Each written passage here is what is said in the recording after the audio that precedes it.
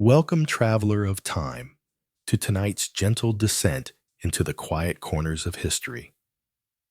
Whether you're resting after a long day or simply seeking a moment of calm, I'm grateful to have you here. Do let me know where you're listening from and what hour it is for you. I imagine us as glowing dots on a spinning globe, connected by curiosity and the hush of night. And if this peaceful storytelling brings a little stillness to your day, feel free to subscribe. We'll have many more historical tales to share. Medieval Europe was a world where invisible killers stalked every village, castle, and monastery, where the simple act of breathing could seal your fate, where entire bloodlines vanished overnight, and where the dead often outnumbered the living. This wasn't a world conquered by armies or destroyed by natural disasters.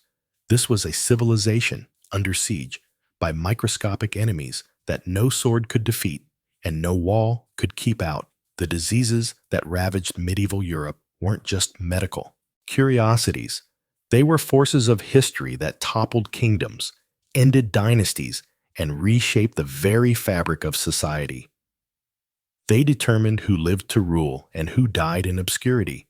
They decided which ideas survived and which knowledge was lost forever. In many ways, the story of medieval Europe is not the story of kings and queens, knights and peasants, but the story of humanity's struggle against an invisible army of pathogens that showed no mercy to rich or poor alike. When we think of medieval death, we often imagine the battlefield, the clash of steel, the thunder of hooves, the desperate cries of warriors. But the truth is far more terrifying for every person who died. Sword, dozens more fell to diseases that struck without warning, spread without explanation, and killed without discrimination. These weren't just illnesses. They were apocalyptic events that could empty entire cities in weeks, leaving behind nothing but silence and the stench of death the medieval world had no understanding of: germs, no concept of contagion, and no defense against the biological warfare that nature waged against them daily. They lived in a time when a simple cut could lead to an agonizing death, when childbirth was a gamble with mortality, and when the very air they breathed could carry their doom. They attributed these calamities to divine wrath, to sin, to the alignment of stars, never knowing that their greatest enemies were creatures too small to see, yet powerful enough to bring empires to their knees. Consider for a moment what it must have been like to wake up each morning, not knowing if this would be the day that death came calling to watch your children sleep, and wonder if they would see another dawn, to kiss your spouse goodbye, and realize it might truly be goodbye forever. This was the reality for millions of people across medieval Europe, living under the constant shadow of diseases that could strike anyone, anywhere, at any time. The deadliest diseases of medieval history weren't just medical phenomena. They were the invisible hands that shaped the course of human civilization. They determined which cities thrived and which became ghost towns. They influenced which trade routes flourished and which were abandoned. They decided which cultural movements spread and which died in their cradles. Every major decision, every political alliance, every religious movement of the medieval period was made against the backdrop of omnipresent death. What makes these diseases so fascinating and terrifying is not just their lethality, but their complete indifference to human hierarchies.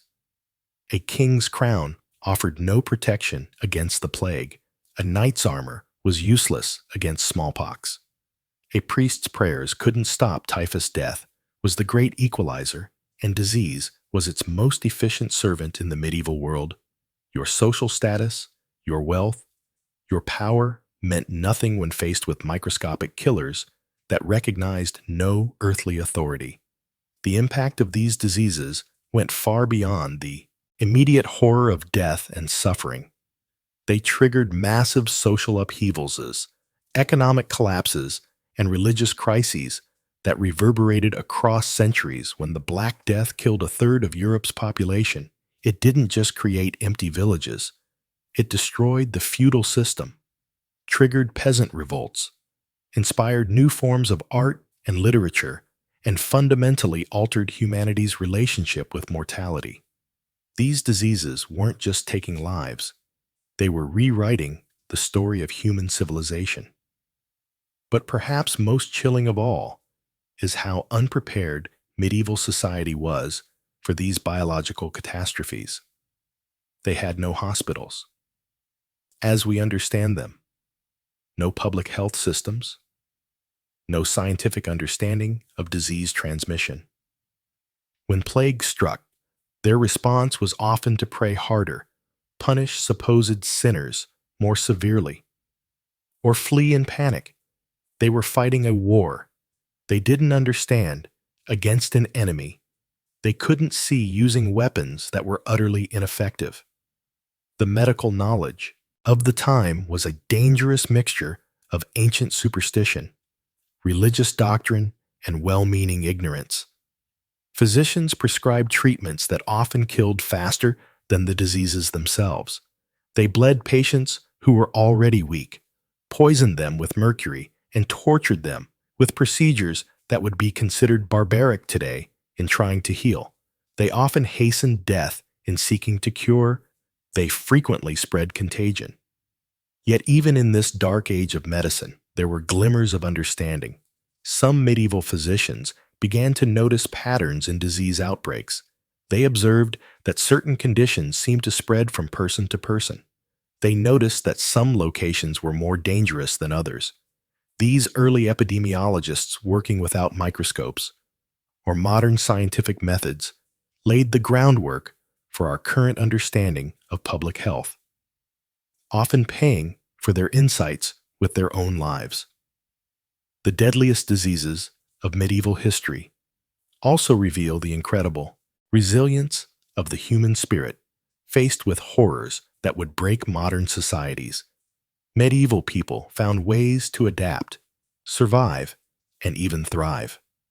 They developed new forms of social organization. They created new economic systems. They found new ways to make meaning from suffering and hope from despair. Their survival is a testament to humanity's remarkable ability to endure even the darkest chapters of history. These diseases shaped not just how medieval people lived, but how they died. Death, in the medieval world, was often public, communal, and deeply ritualized. When disease struck, entire communities would gather to pray, to mourn, to comfort the dying, and support the survivors. Death was not hidden away in hospitals and nursing homes, but was an ever-present part of daily life.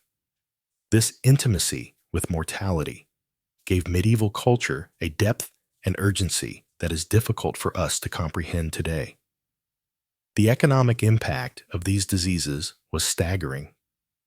Trade routes were abandoned when merchants feared contagion. Entire industries collapsed when their workers died en masse. Agricultural production plummeted when farmers succumbed to plague. The wealth of nations rose and fell, based not on military conquest or diplomatic skill, but on their ability to survive biological catastrophes. Disease was perhaps the most powerful economic force in medieval Europe, capable of destroying decades of prosperity in a matter of months. Religious institutions, which dominated medieval life, were forced to grapple with theological questions that had no easy answers. If God was benevolent and all-powerful, why did innocent children die horrible deaths from disease if prayer and piety were protection against evil? Why did the most devout often suffer the most? These diseases challenged fundamental beliefs about divine justice, human worth, and the nature of existence itself. They sparked religious reforms, inspired new theological movements, and sometimes shattered faith entirely. the deadliest diseases of medieval history, also had profound effects on art, literature, and culture. The omnipresence of death inspired some of humanity's greatest artistic achievements. The haunting beauty of medieval religious art, with its focus on suffering and redemption. The dark humor of medieval literature, which found laughter in the face of horror. The elaborate death rituals and memorial practices that created some of our most enduring cultural traditions. These diseases didn't just destroy, they also created inspiring human creativity in the face of unimaginable loss. What's perhaps most remarkable about these medieval diseases is how they continue to influence our world today. Many of the public health measures we take for granted, quarantine, sanitation systems, disease surveillance, were first developed in response to medieval epidemics. The very concept of public health, the idea that governments have a responsibility to protect their citizens from disease, emerged from the ashes of medieval catastrophes. We are still living with the institutional and cultural legacy of humanity's medieval struggle against disease. Understanding these diseases also helps us appreciate how far we've come and how fragile our progress remains. The same pathogens that terrorized medieval Europe are still with us today. The difference is not that we've eliminated them, but that we've learned to control them through science, sanitation, and social organization. Yet, as recent global events have reminded us, we remain vulnerable to biological threats that can disrupt our societies in ways that would be familiar to any medieval chronicler. The deadliest diseases in medieval history were more than just medical emergencies. They were civilization, defining events that shaped everything from political structures to artistic expression, from economic systems to religious beliefs. They remind us that human history is not just the story of what we've built, but also the story of what we've survived. They show us that our ancestors faced challenges that would test the limits of human endurance and somehow found the strength to not just survive, but to create the foundations of the world we inhabit today. As we delve deeper into these dark chapters of human history, we'll discover that the medieval world's relationship with disease was complex, multifaceted, and ultimately transformative. These weren't just stories of death and suffering, but stories of adaptation, innovation, and the remarkable human capacity to find meaning and hope. Even in the darkest of circumstances, the deadliest diseases in medieval history didn't just take lives. They forged them, shaped them, and ultimately made us who we are today in the shadowy corridors of medieval Europe, where the flickering flames of countless candles barely pierced the perpetual twilight. A silent war was being waged, not between armies or kingdoms, but between humanity and the unseen forces of disease and death. As we continue our journey through the most devastating ailments that shaped the Middle Ages, we must now turn our attention to a collection of maladies that, while perhaps less notorious than the Black Death, nonetheless carved their own bloody swaths through the populations of Europe. The specter of disease, in medieval times, was not merely the stuff of nightmares. It was the harsh reality that governed every aspect of daily existence, from the moment a child drew their first breath in a world devoid of modern sanitation, to the final moments when families gathered around deathbeds in cramped, vermin-infested hovels. Illness was the unwelcome companion that shadowed every step of human life. These diseases did not discriminate. They struck down peasant and prince alike. Though the poor, weakened by malnutrition and living in squalid conditions, bore the heaviest burden in the fetid air of medieval cities, where human waste mingled with animal refuse in the narrow streets, and where the concept of hygiene was as foreign as the distant lands beyond the known world. Disease found fertile ground to flourish. The very foundations of medieval society, its rigid class structure, its religious dogma, its primitive understanding of medicine all conspired to create perfect conditions for epidemic after epidemic to ravage the continent. Consider, if you will, the plight of a typical medieval family during one of these outbreaks. Picture them huddled in their single room, dwelling, sharing their meager space with livestock whose warmth was essential for survival. During the brutal winter months, the father, perhaps a blacksmith or a farmer, would continue his labors, even as fever racked his body, for to cease working meant starvation for his family. The mother, already weakened by frequent childbirth and poor nutrition, would tend to sick children with remedies passed down through generations. Remedies that were more often harmful than helpful. The children themselves faced the most precarious existence of all, with infant mortality rates that would horrify modern sensibilities. It was considered remarkable if half of a family's children survived to adulthood. Those who did reach maturity bore the scars of their struggle, stunted growth from malnutrition, missing teeth from scurvy, and the pallor of those who had danced too often with death and somehow lived to tell the tale. But it was not merely the physical toll that these diseases extracted from medieval society.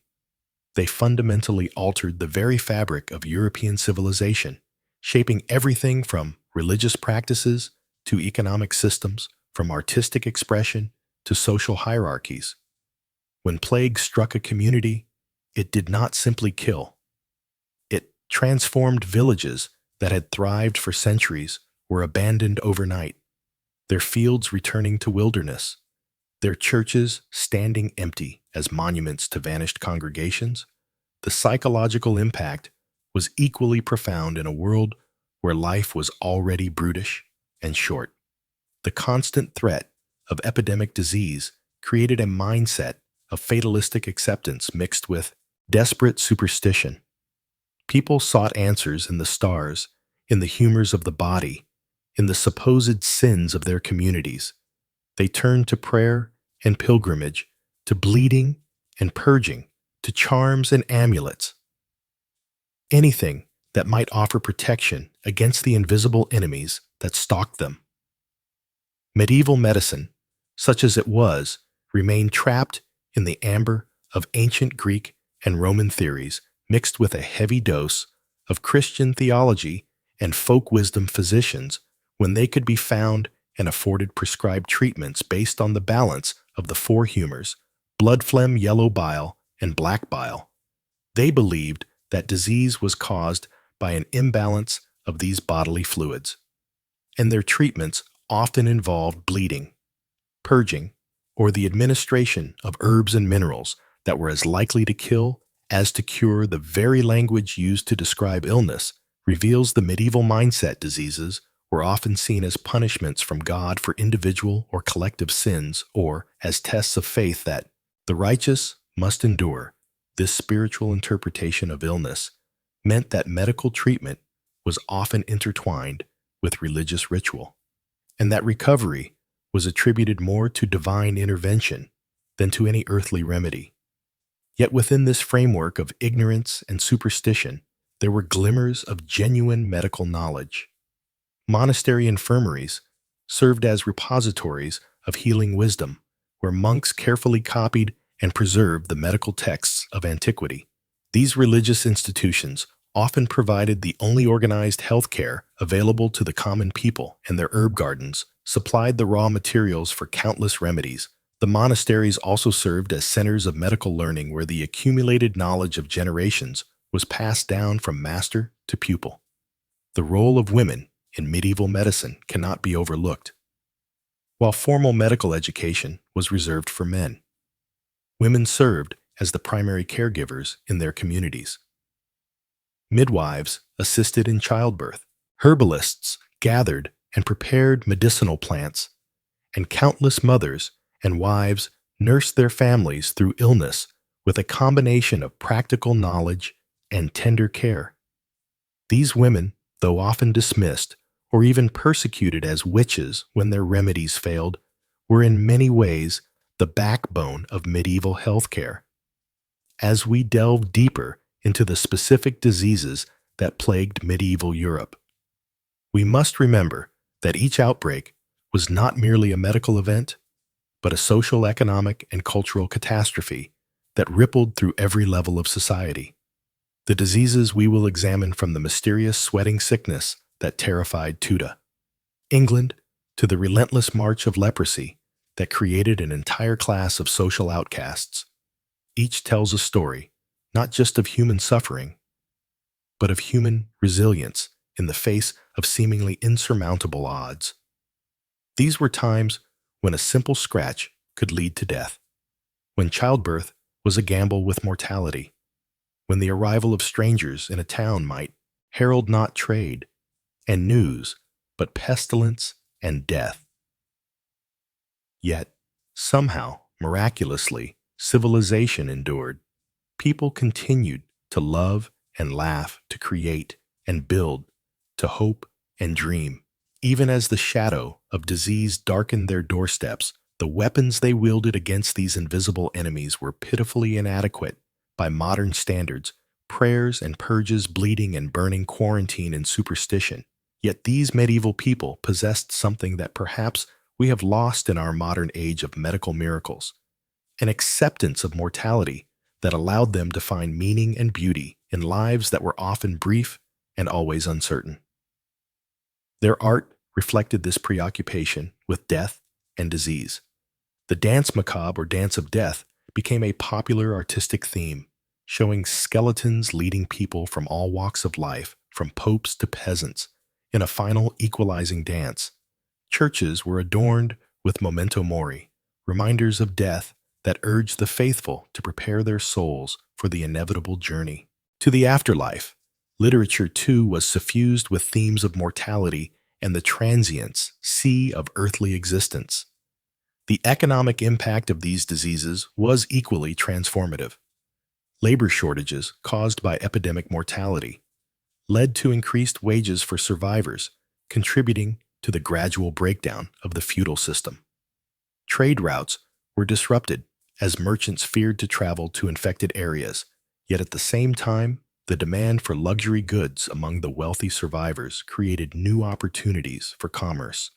Entire industries, from textiles to agriculture, had to adapt to radically altered demographics. Religious life, too, was profoundly affected. The failure of prayers and pilgrimages to stem the tide of disease led some to question the established order of the church, while others doubled down on their faith. Seeing suffering as a path to salvation, new religious movements emerged, some emphasizing personal piety and direct communion with the divine, others focusing on charitable works and care for the sick. The great cathedral building projects of the High Middle Ages gave way to smaller, more intimate religious foundations dedicated to caring for the diseased and dying. Perhaps most significantly, these diseases served as great equalizers in a society otherwise rigidly stratified by birth and wealth. A peasant's fever was indistinguishable from a lord's, and the grave made no distinction between the noble and the common. This shared vulnerability to disease created, paradoxically, both greater compassion for human suffering and a heightened awareness of social inequalities that would eventually contribute to social and political upheavals. The medieval response to epidemic disease also laid the groundwork for many modern public health practices. Quarantine, though often brutally enforced, represented an early understanding of contagion. The establishment of hospitals and infirmaries, initially by religious orders, created the institutional framework that would eventually evolve into modern healthcare systems. Even the primitive attempts at record-keeping during outbreaks contributed to the development of epidemiology. As we embark on this exploration of medieval diseases, we must steel ourselves for tales of almost unimaginable suffering. We will encounter symptoms so severe and mortality rates so high that they strain our modern comprehension. we will meet diseases with names that have passed from common knowledge: the king's evil, the falling sickness, the bloody flux, yet whose impacts shaped the course of European history. But we will also discover stories of remarkable human endurance and ingenuity. We will learn of the brave souls who risked their lives to care for the sick, of the scholars who preserved and transmitted medical knowledge across generations, of the communities that found ways to support their most vulnerable members. Even in the darkest of times, the diseases we will examine in this continuation of our journey through medieval medical history serve as windows into a world both alien and familiar. Alien in its acceptance of mortality and suffering as inevitable parts of human existence, yet familiar in its fundamental human responses to crisis: the search for meaning, the bonds of compassion, the stubborn refusal to surrender hope, even in the face of overwhelming odds. These medieval melodies remind us that disease has always been humanity's companion, shaping not only our biology, but our culture, our societies, and our souls. In understanding how our ancestors confronted these challenges, we gain insight not only into the past, but into the enduring human condition itself. For while we may have conquered many of the diseases that terrorize medieval Europe, we continue to face new challenges that test our resolve, our compassion, and our ingenuity, in ways that would be all too familiar to a medieval physician or a plague-stricken family. The story of medieval disease is ultimately the story of humanity itself: fragile, yet resilient; mortal, yet enduring; forever struggling against the forces that would destroy us, yet somehow finding the strength to build, to love, to hope, and to pass on to future generations the hard-won wisdom gleaned from our encounters with suffering and death. The medieval period was defined by relentless waves of disease that swept across Europe with terrifying regularity. While the Black Death of the 14th century stands as perhaps the most infamous pandemic in human history, it was merely one chapter in a centuries-long story of medical horror that shaped the very fabric of medieval society. Beyond the plague, a constellation of deadly ailments stalked the population with merciless persistence. Smallpox erupted in festering pustules across the skin, leaving survivors permanently scarred. If they were fortunate enough to live, typhoid fever ravaged communities through contaminated water sources, while tuberculosis slowly consumed its victims from within. Earning the grim nickname, the wasting disease, influenza struck in. Devastating waves and dysentery turned the simple act of eating into a potential death sentence. What made these diseases so particularly devastating in medieval times was the complete absence of medical understanding that we take for granted today. Without knowledge of germs, bacteria, or viruses, medieval physicians operated in a world of dangerous ignorance. They attributed illness to an imbalance of the four humors: blood phlegm, yellow bile, and black bile, leading to treatments that were often more harmful than the diseases themselves. Bloodletting was prescribed for nearly every ailment, weakening patients when they most needed their strength. Physicians would apply leeches or make deliberate cuts to drain what they believed was corrupted blood, often hastening death rather than preventing it. Other common treatments included purging the bowels with violent laxatives, inducing vomiting, and exposing patients to extreme heat or cold to rebalance their humors. The lack of sanitation created perfect breeding grounds for disease. Medieval cities were cesspools of human and animal waste, with garbage and sewage flowing through the streets. People lived in close quarters with their livestock, sharing cramped spaces where fleas, lice, and rats thrived. Wells and water sources were frequently contaminated, turning the basic necessity of drinking water into a game of Russian roulette.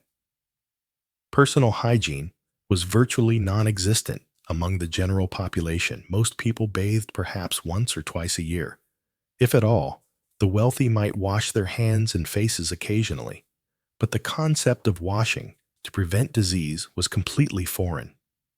Clothing was rarely cleaned, and people often wore the same garments for months on end, creating walking incubators for parasites and pathogens.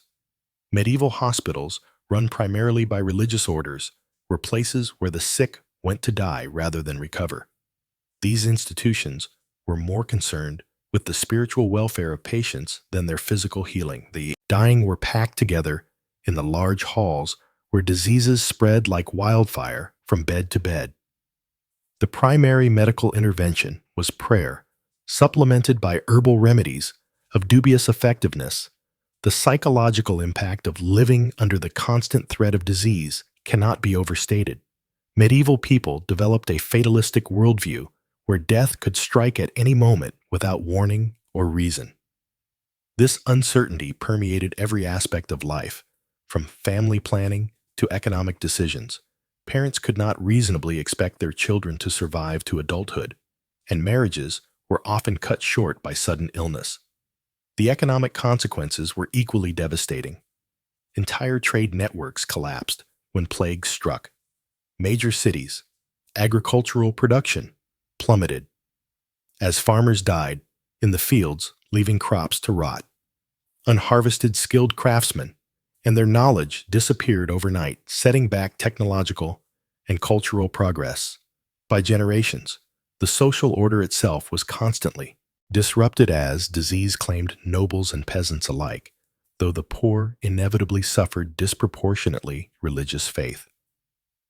Both sustained people through these orals and sometimes made them worse. Many viewed disease as divine punishment for sin, leading to extreme acts of penance that further weakened immune systems. Flagellant movements saw people whipping themselves bloody in public displays of repentance. Jews and other minority groups were scapegoated and massacred during plague outbreaks, blamed for poisoning wells or bringing God's wrath upon Christian communities. Yet even in this landscape of medical ignorance and suffering, there were glimmers of progress. Some medieval physicians began to observe patterns in disease transmission, laying the groundwork for future understanding. The concept of quarantine emerged during plague outbreaks, with infected ships forced to wait offshore before entering ports' hospitals. Despite their limitations, represented early attempts at organized medical care and established precedents for institutional healing. The diseases of medieval times were democracy's great equalizer, striking down kings and peasants with equal ferocity. They shaped migration patterns, influenced religious thought, and drove technological innovation as people sought any means to protect themselves. These invisible enemies were as powerful as any army capable of toppling kingdoms and reshaping the map of Europe. The legacy of medieval disease extends far beyond the Middle Ages themselves. The trauma of repeated pandemics left deep cultural scars that influenced art, literature, and philosophy for centuries. The dance macabre, or dance of death, became a popular artistic motif, depicting skeletons leading people from all walks of life to their graves. This memento mori served as a constant reminder of mortality's universality and the futility of earthly pretensions. Understanding the disease environment of medieval Europe helps us appreciate not only how far medical science has advanced, but also the remarkable resilience of the human spirit. Despite facing threats that would seem apocalyptic, by modern standards, medieval people continued to build, create love, and hope. They developed coping mechanisms and social structures that allowed communities to survive even the most devastating outbreaks. Their struggle against these invisible enemies laid the foundation for everything we know about public health today. From the ashes of medieval medical ignorance eventually arose the scientific method, germ theory, and the sophisticated medical infrastructure that protects us now. The suffering of our ancestors was not in vain if it teaches us to value and protect the hard-won knowledge that keeps such horrors at bay. The medieval era was a time when survival itself was a daily battle, and nowhere was this struggle more evident than in humanity's relationship with disease. While today, we might complain about a common cold or worry about a stomach bug our medieval ancestors faced, an entirely different reality, one where invisible enemies lurked in every breath of air, every sip of water, and every morsel of food. Picture, if you will, a world without antibiotics, without vaccines, without even the most basic understanding of what causes illness. Imagine living in a time when a simple cut could lead to death, when childbirth was a life-threatening gamble, and when entire communities could be wiped out by diseases whose names we barely remember today. This was the harsh reality for millions of people across medieval Europe, where death was not just a distant concept, but a constant companion that could arrive without warning. The medieval understanding of disease was a fascinating mixture of superstition, religion, and crude observation. Most people believed that illness was caused by bad air or miasma, a theory that would persist for centuries. They thought that foul odor and corrupted atmosphere were the primary culprits behind the spread of disease. In reality, of course, it was often the very conditions that created these bad smells, poor sanitation, crowded living quarters, and contaminated water sources that provided the perfect breeding grounds for the pathogens that would claim so many lives. The concept of contagion was poorly understood. If at all, people might notice that diseases seemed to spread from person to person, but they had no idea why or how. Some attributed it to divine punishment for sin, others to the alignment of the stars, and still others to the corruption of the air itself. This lack of understanding meant that efforts to prevent disease were largely ineffective, often based more on hope and ritual than on any scientific foundation. Medical knowledge in medieval times was a patchwork of ancient Greek and Roman texts. Islamic scholarship, folk remedies, and religious doctrine, the works of Galen and Hippocrates, were still considered authoritative even though many of their theories were fundamentally flawed. The dominant medical theory was that of the four humors: blood phlegm, yellow bile, and black bile, which were thought to govern health and disease. According to this theory, illness occurred when these humors became imbalanced, and treatment involved trying to restore equilibrium through various means, many of which were more harmful than helpful. Bloodletting was perhaps the most common medical procedure of the time, prescribed for everything from headaches to heart problems. Physicians believed that removing blood would help rebalance the humors and cure the patient. In reality, this practice often weakened already sick individuals, making them more susceptible to infection and death. Similarly, purging through induced vomiting or diarrhea was thought to rid the body of corrupted humors, but instead often led to dangerous dehydration and further complications. The tools and techniques available to medieval physicians were primitive by today's standards. Surgery was performed without anesthesia or antiseptics, making it an agonizing and often fatal. Procedure instruments were crude and often reused without proper cleaning, spreading infection from patient to patient. Many surgical procedures that we consider routine today were simply impossible, and even minor operations carried a high risk of death from infection or shock. Herbal remedies formed the backbone of medieval medicine, and while some of these treatments had genuine therapeutic value, many were based more on superstition than science. The doctrine of signatures, for example, held that God had marked plants with signs indicating their medicinal uses, so a plant with heart-shaped leaves might be used to treat heart problems regardless of its actual pharmacological properties.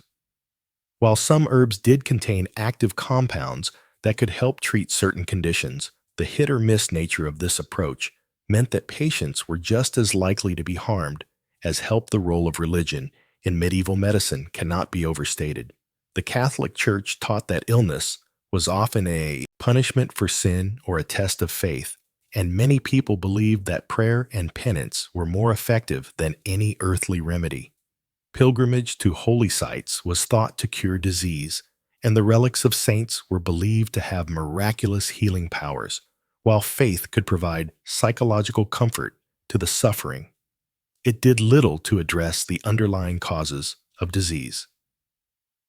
This religious framework also influenced how medical care was provided. Many hospitals were run by religious orders, and the focus was often more on spiritual care than physical healing. The sick were seen as an opportunity for the healthy to practice Christian charity, and caring for them was considered a religious duty, while this meant that some basic care was available to the poor. It also meant that medical treatment was often secondary to spiritual concerns. The typical medieval hospital bore little resemblance to modern medical facilities.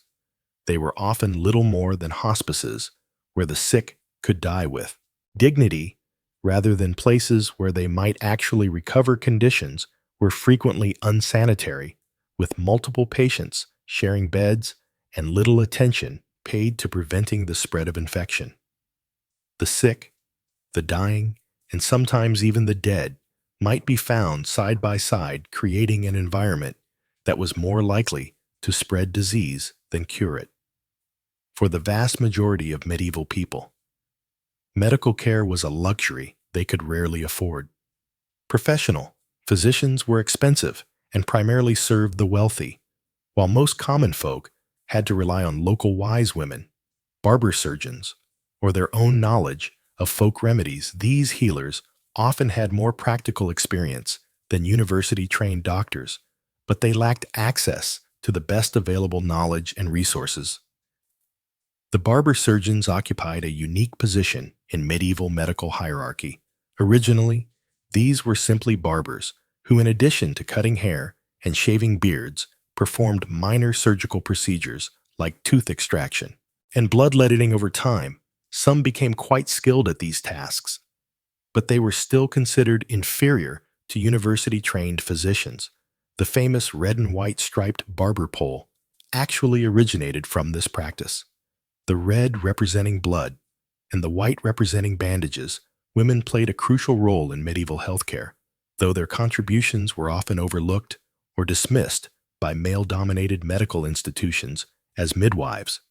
They assisted with childbirth and cared for women's health issues. As wise women or herbalists, they maintained knowledge of medicinal plants and home remedies. Many women became skilled healers through necessity and experience, but they were also vulnerable to accusations of witchcraft if their treatments failed, or if they were too successful, and thus seen as threatening to established medical authority. The training of physicians in medieval times was largely theoretical rather than practical. Medical schools, when they existed, focused on studying ancient texts rather than observing actual patients.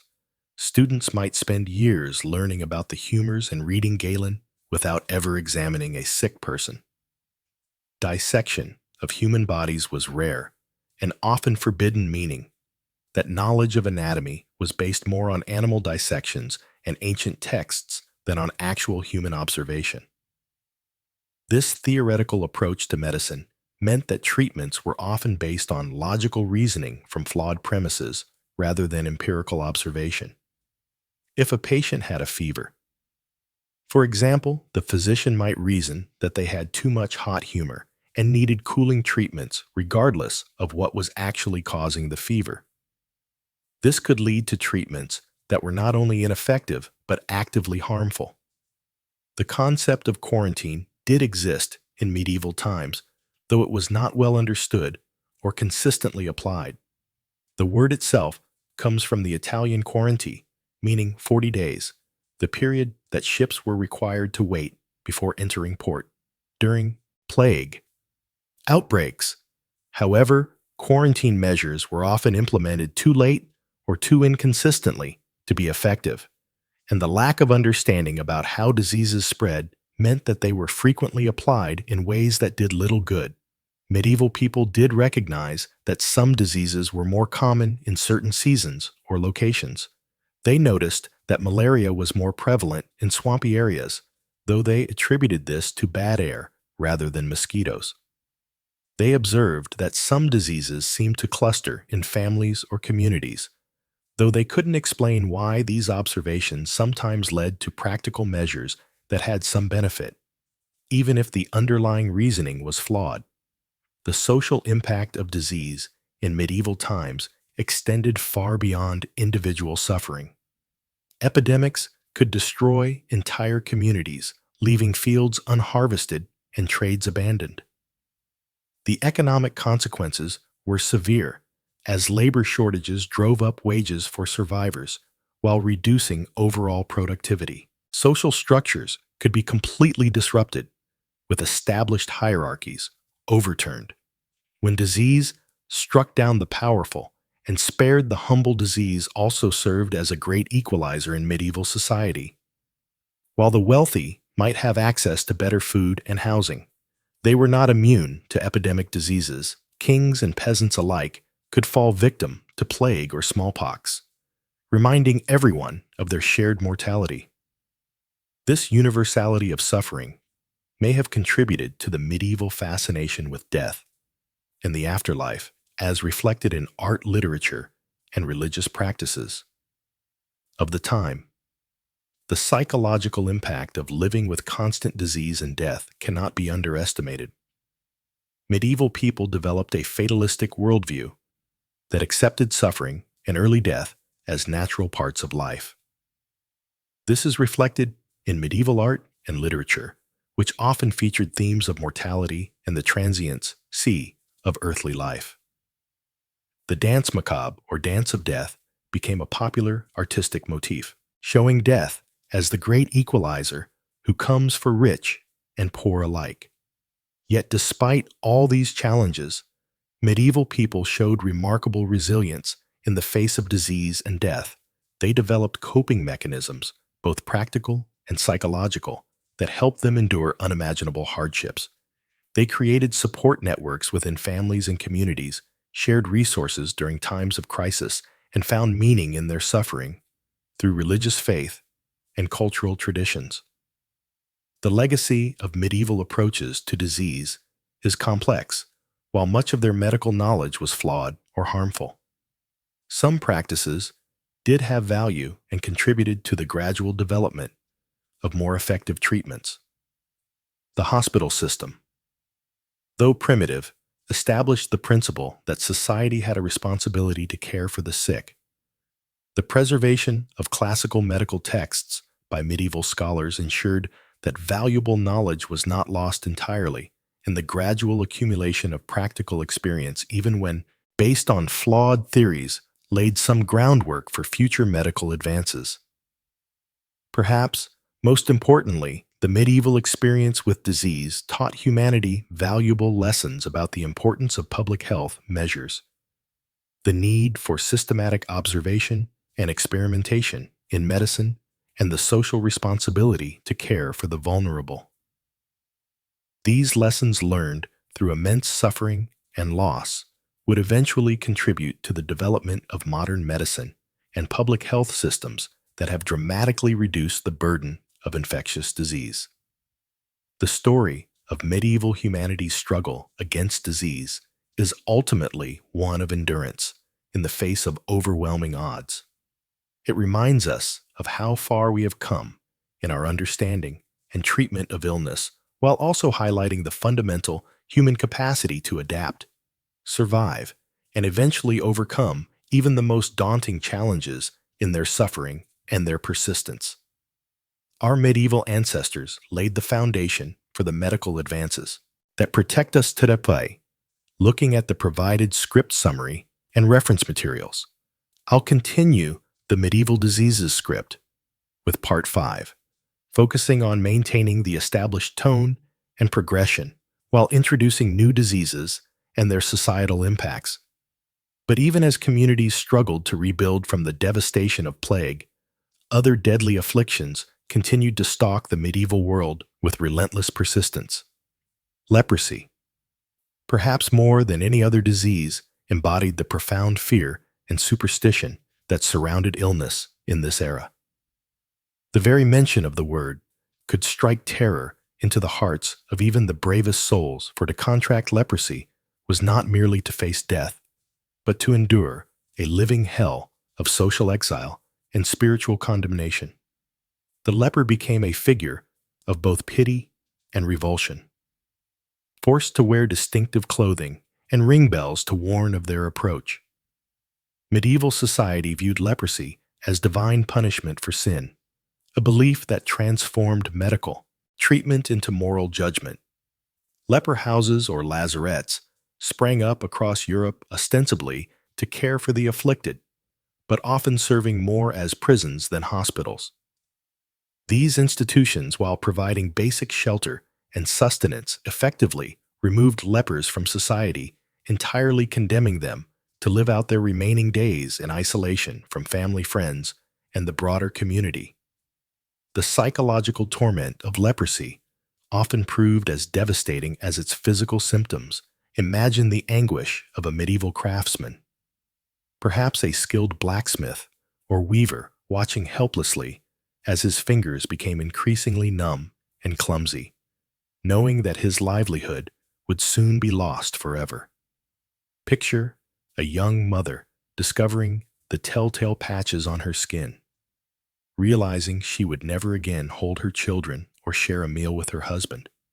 The disease stripped away not just physical capability, but human dignity itself, reducing vibrant individuals to objects of fear and disgust. Medieval medicine's understanding of leprosy was hopelessly muddled with religious doctrine and folk superstition.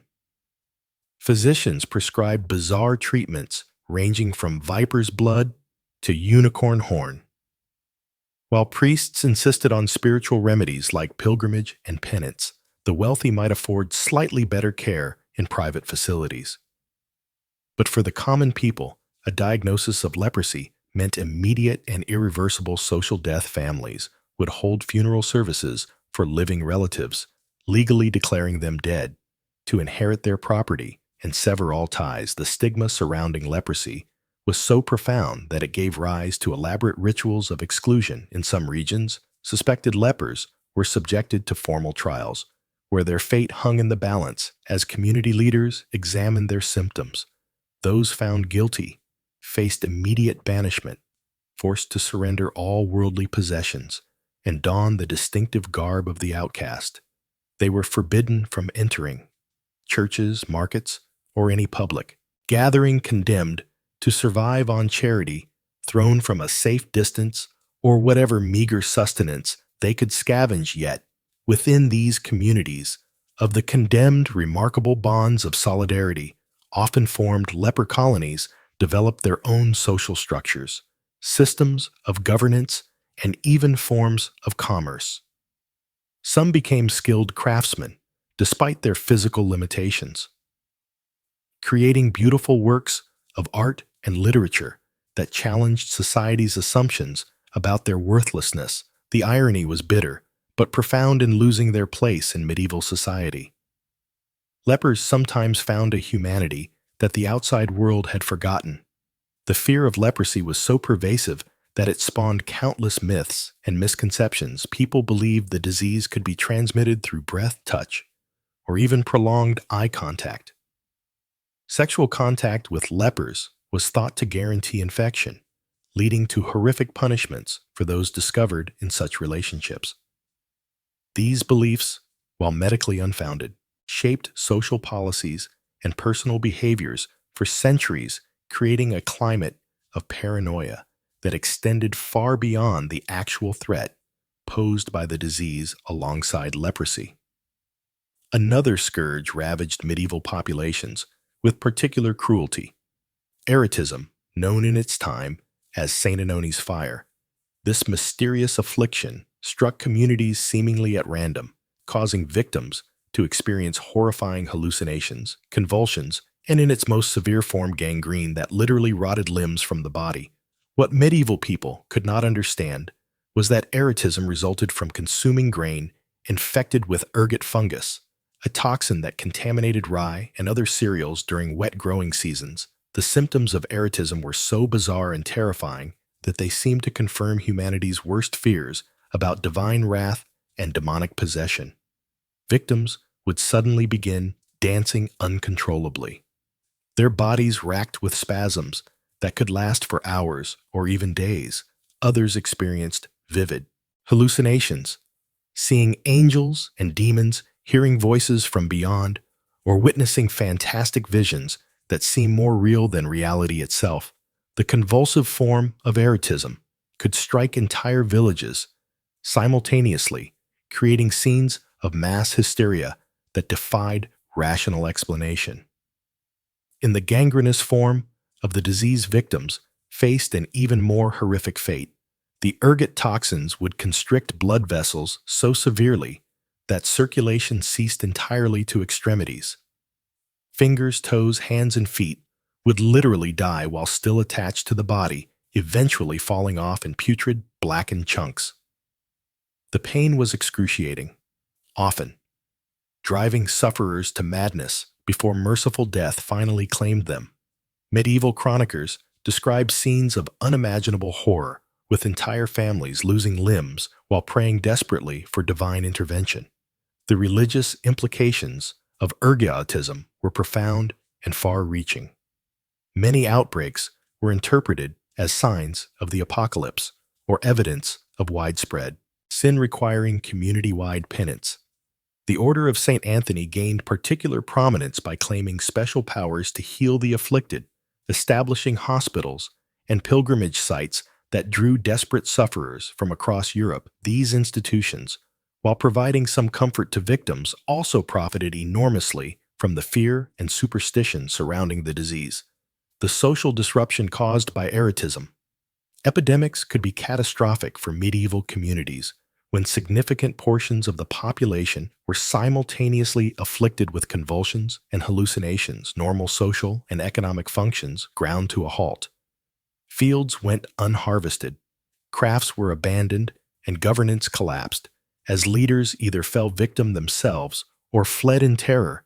The random nature of ergotism, outbreaks striking one village while sparing its neighbor, reinforced beliefs about divine judgment and the arbitrary nature of fate. Perhaps most tragically, erotism often struck the poorest members of society. With disproportionate severity, wealthy households could afford to import grain from distant regions or store their harvests in conditions that minimized fungal contamination. The poor, however, had little choice but to consume whatever bread they could obtain, often from the very grain that harbored the deadly ergot fungus. This pattern of differential impact reinforced existing social hierarchies while adding another layer of suffering to lives already marked by hardship and deprivation. The psychological impact of witnessing erotism outbreaks cannot be overstated. Imagine a medieval peasant watching his neighbor suddenly begin convulsing violently before his very eyes, screaming about visions of hell and damnation. Picture a mother helplessly observing as her child's fingers blackened and fell away piece by piece, despite her desperate prayers and offerings to every saint she could name.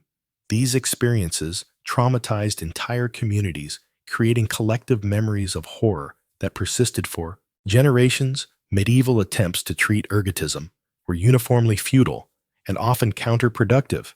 Physicians prescribed bloodletting to remove corrupted humors, while priests performed exorcisms to cast out supposed demons. Hot baths were thought to draw out toxins, but actually worsened circulation problems. An accelerated gangrene pilgrimage to holy sites was considered the most effective remedy, leading to massive movements of sick and dying people who spread panic wherever they traveled.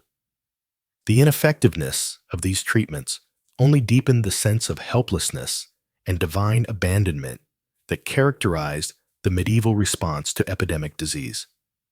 The economic consequences of erotism. Outbreaks rippled through medieval society, in complex and devastating ways.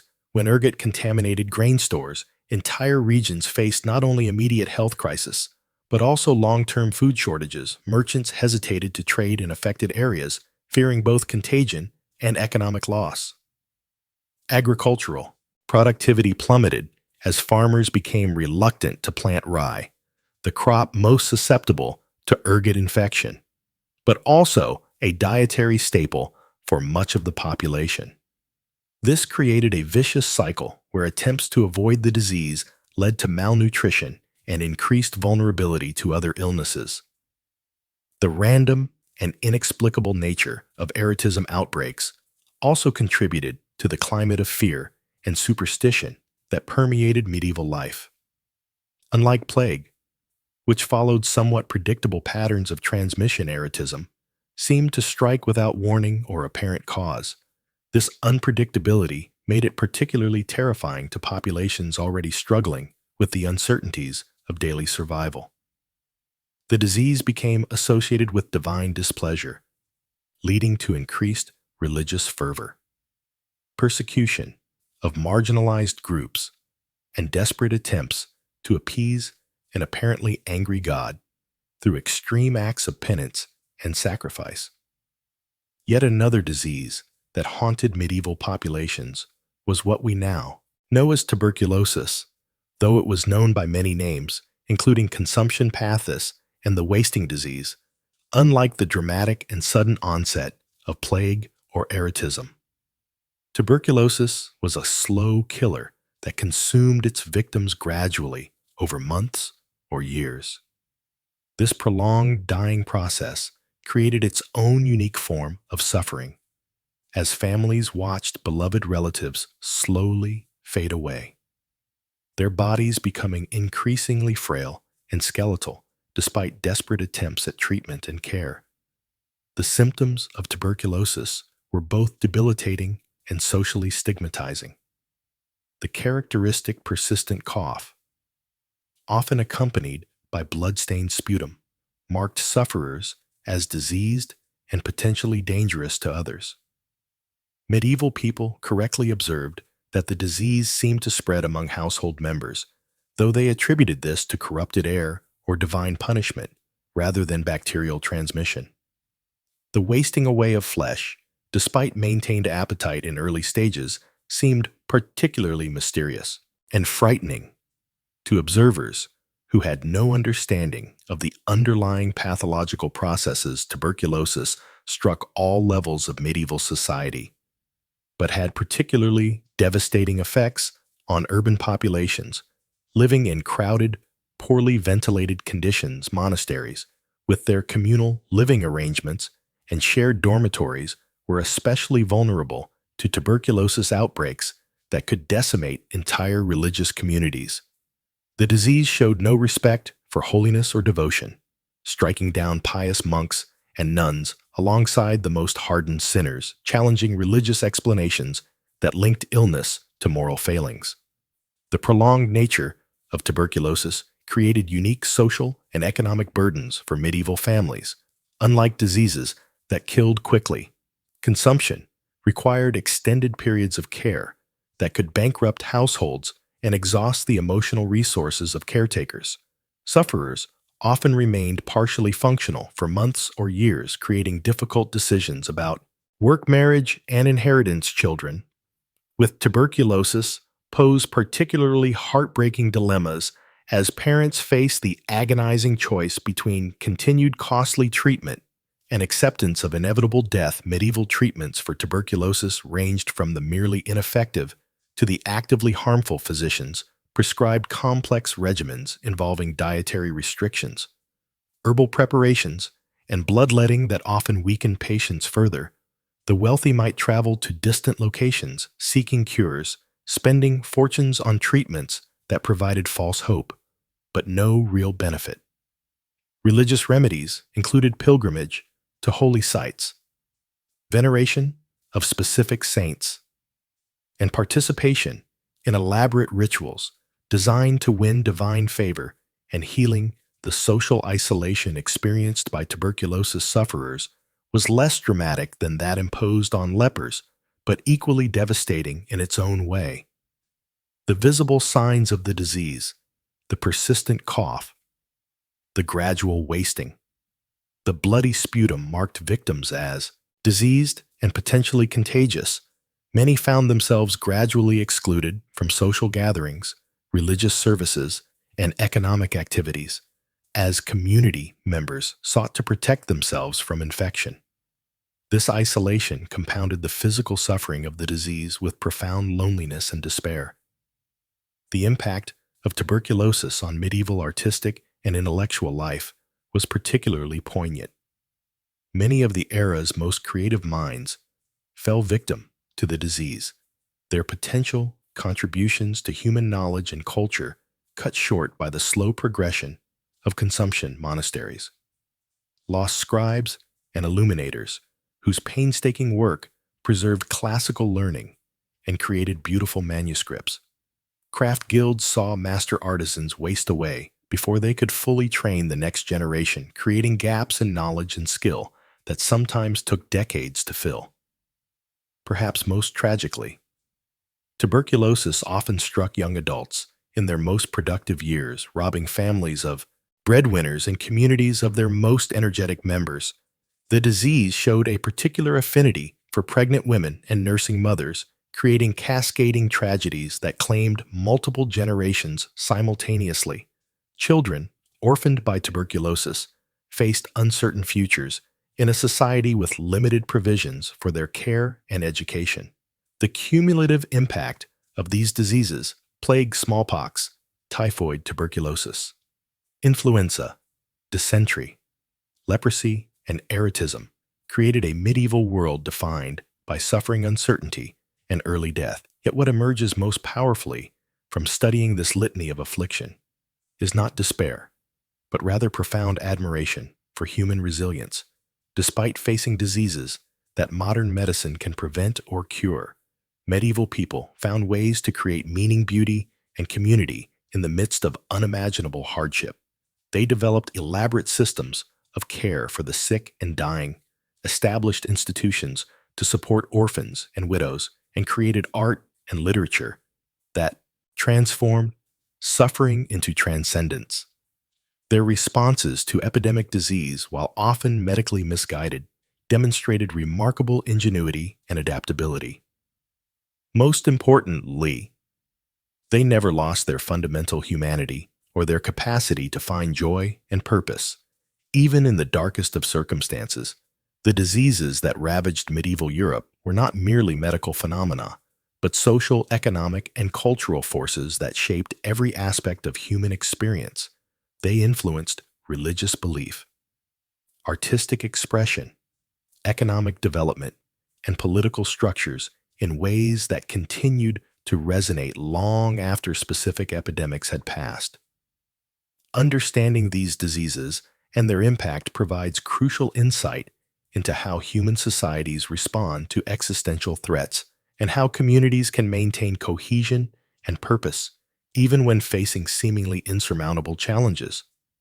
As we reflect on this catalog of medieval suffering, we are reminded of both how far medical science has advanced and how fragile human life remains. The diseases that terrorized our ancestors continue to exist in modified forms, and new threats constantly emerge to challenge human ingenuity and resilience. The medieval experience with epidemic disease offers both cautionary tales about the consequences of medical ignorance and inspiring examples of human courage in the face of overwhelming adversity. Word count 1, 847. The deadliest diseases in medieval history. Part 6. As dawn broke over the plague. Ravaged villages of medieval Europe, survivors emerged from their homes to confront a world forever changed by the relentless march of disease. The Black Death had taken its toll. But it was merely the most infamous of countless pestilences that swept through the medieval world like harbingers of doom. In the aftermath of such devastation, communities that had once thrived now resembled ghost towns, their streets littered with the remnants of lives cut tragically short. The psychological impact of living under the constant threat of disease cannot be overstated. Medieval people developed what we might today recognize as collective trauma, a shared understanding that death could arrive without warning, regardless of age, social status, or perceived virtue.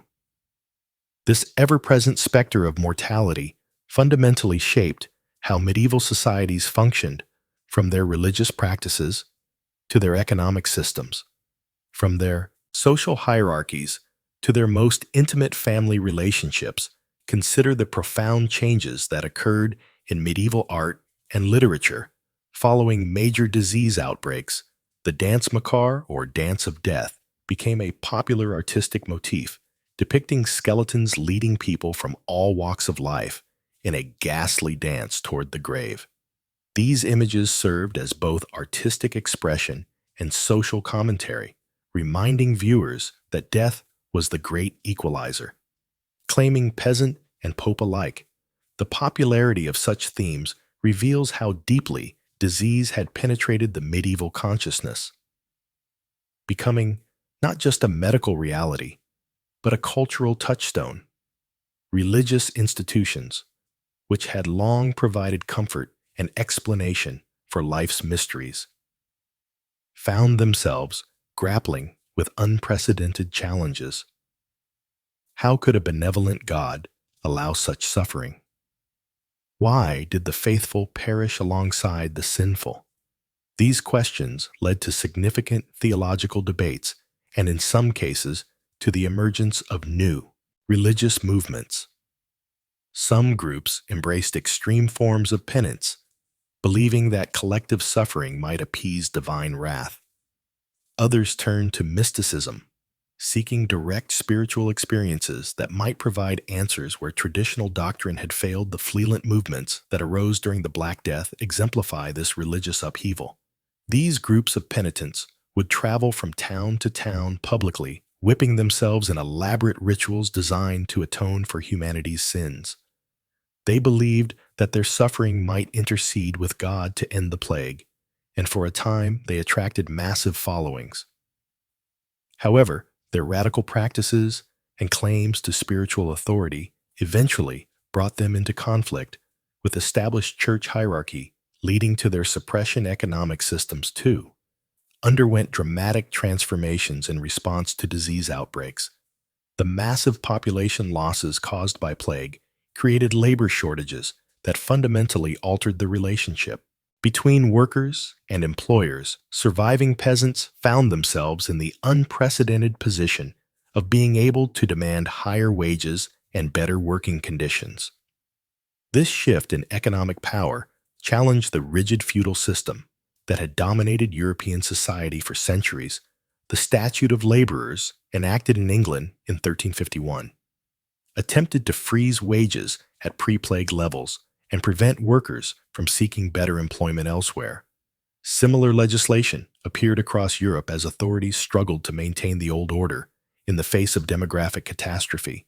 However, these efforts were largely unsuccessful, as the simple reality of supply and demand meant that labor had become more valuable. The resulting social tensions would eventually contribute to major upheavals, such as the English Peasants' Revolt of 1381. Urban areas experienced particularly dramatic changes in the wake of disease outbreaks. Cities that had grown rapidly during the medieval period suddenly found themselves depopulated with entire neighborhoods. Abandoned property values plummeted, and guilds struggled to maintain their membership and traditional practices. Some cities never fully recovered from major plague outbreaks, while others eventually rebuilt with different populations and altered social structures. The medical profession itself was transformed by the recurring experience of epidemic disease. While medieval physicians had limited understanding of disease transmission and few effective treatments, the repeated confrontation with mass mortality forced them to develop new approaches to public health. Quarantine measures, though imperfectly understood and inconsistently applied, represented early attempts at disease control that would eventually evolve into more sophisticated public health practices. The concept of contagion, while not fully understood in terms of modern germ theory, began to influence medical thinking and public policy. Authorities increasingly recognized that diseases could spread from person to person, leading to the implementation of isolation measures and travel restrictions during outbreaks. These early public health interventions, crude though they were, represented important steps toward the development of epidemiological thinking. Family structures and social relationships were profoundly affected by the constant threat of disease. Marriage patterns changed as people sought to maximize their chances of survival and economic security. Inheritance laws were frequently modified to account for the reality that entire family lines might be wiped out within a single generation. The practice of appointing multiple heirs and creating complex succession plans became common as people attempted to ensure the continuation of their family legacy.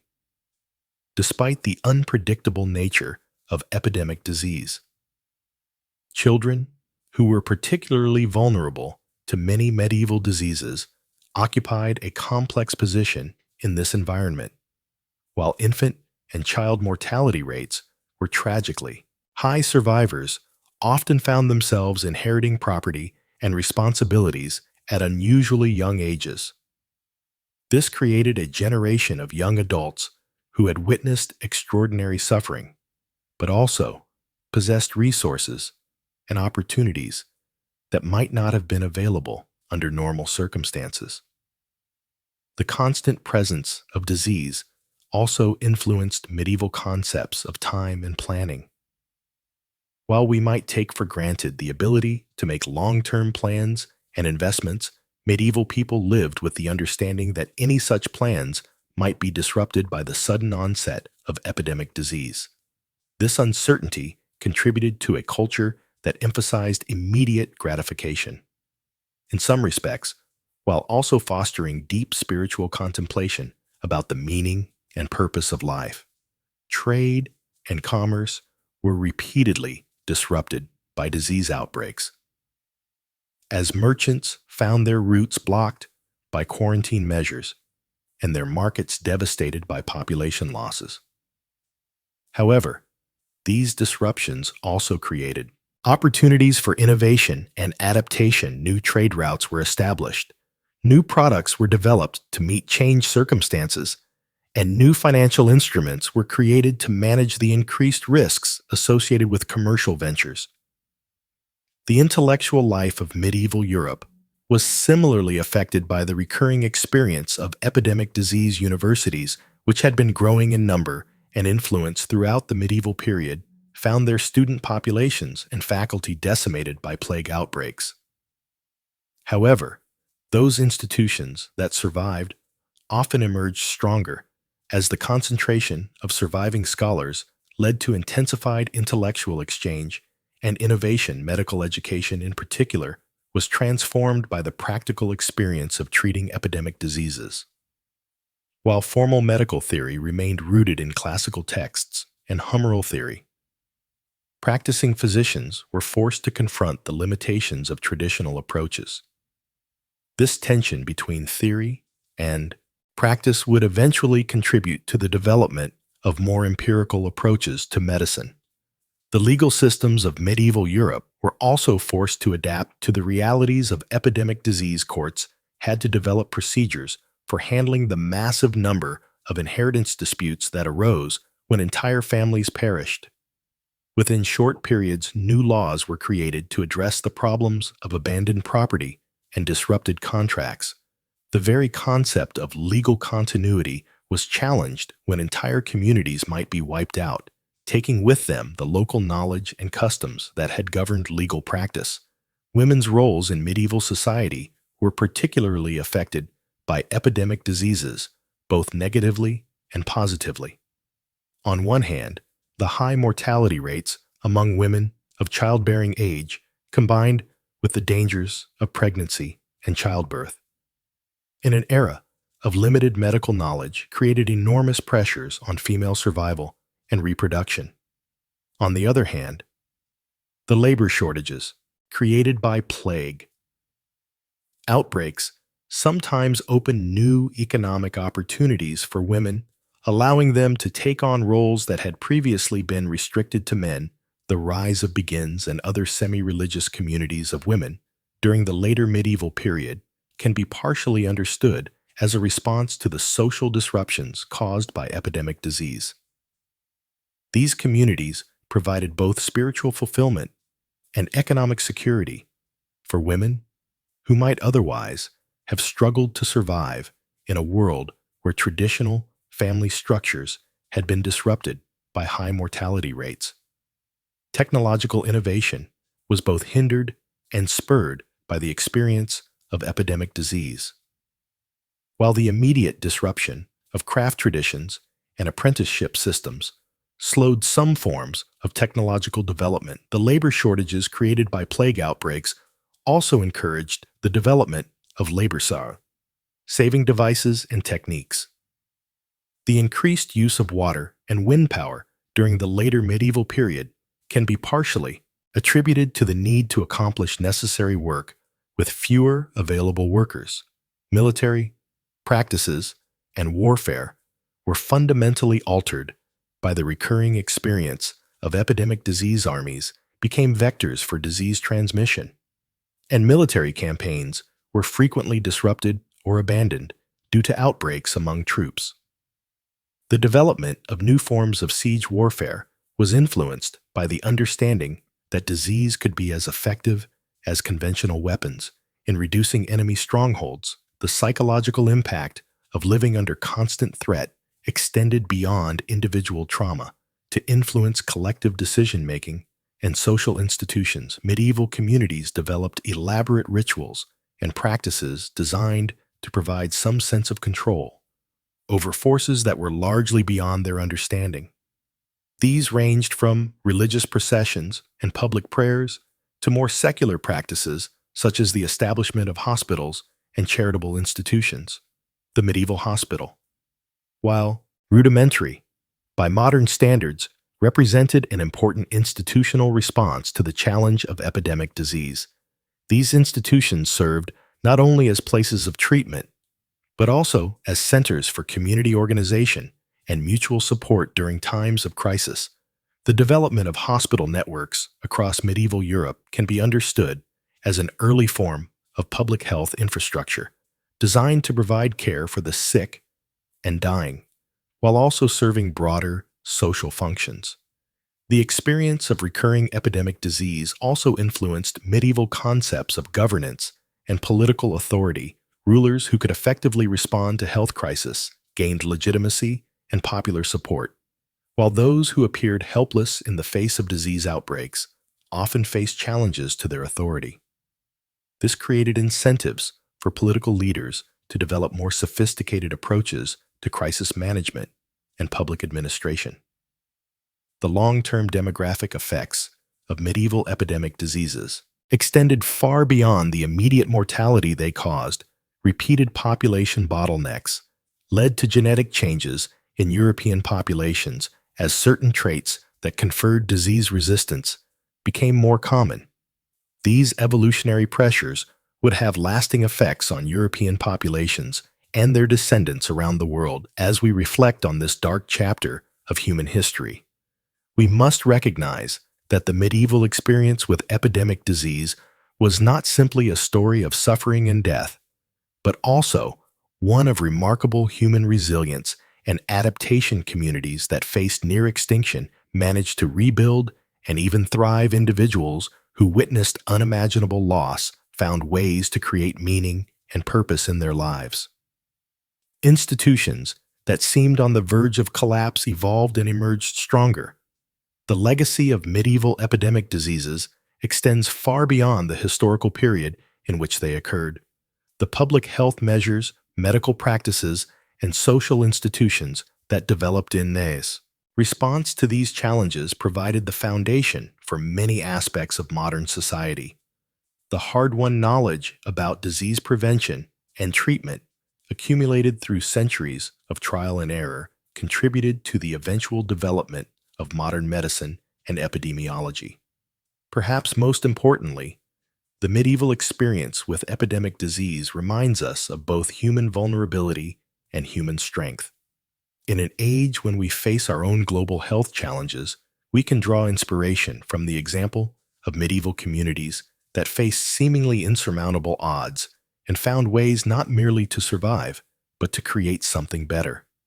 From the ashes of destruction, their story is ultimately one of hope, triumphing over despair, of community, solidarity, overcoming individual fear, and of human ingenuity, finding solutions to even the most intractable problems.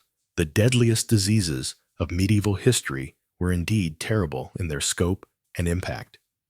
But they were not the end of the story.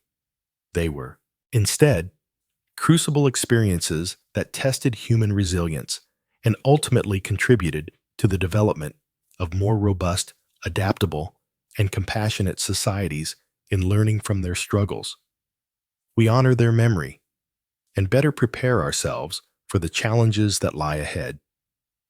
Looking at your previous script, content, and the reference materials, I'll continue the script from where we left off, focusing on the devastating diseases that plagued medieval Europe. Here's part 7. But as we've seen, the physical hardships of medieval life were compounded by an enemy far more terrifying than any earthly lord or foreign invader. Disease stalked the medieval world like a relentless predator, claiming victims with ruthless efficiency and reshaping entire civilizations in its wake. Among these microscopic killers, none were more feared or more devastating than the sweeping sickness, a mysterious ailment that would periodically descend upon communities like a biblical plague, leaving death and despair in its path.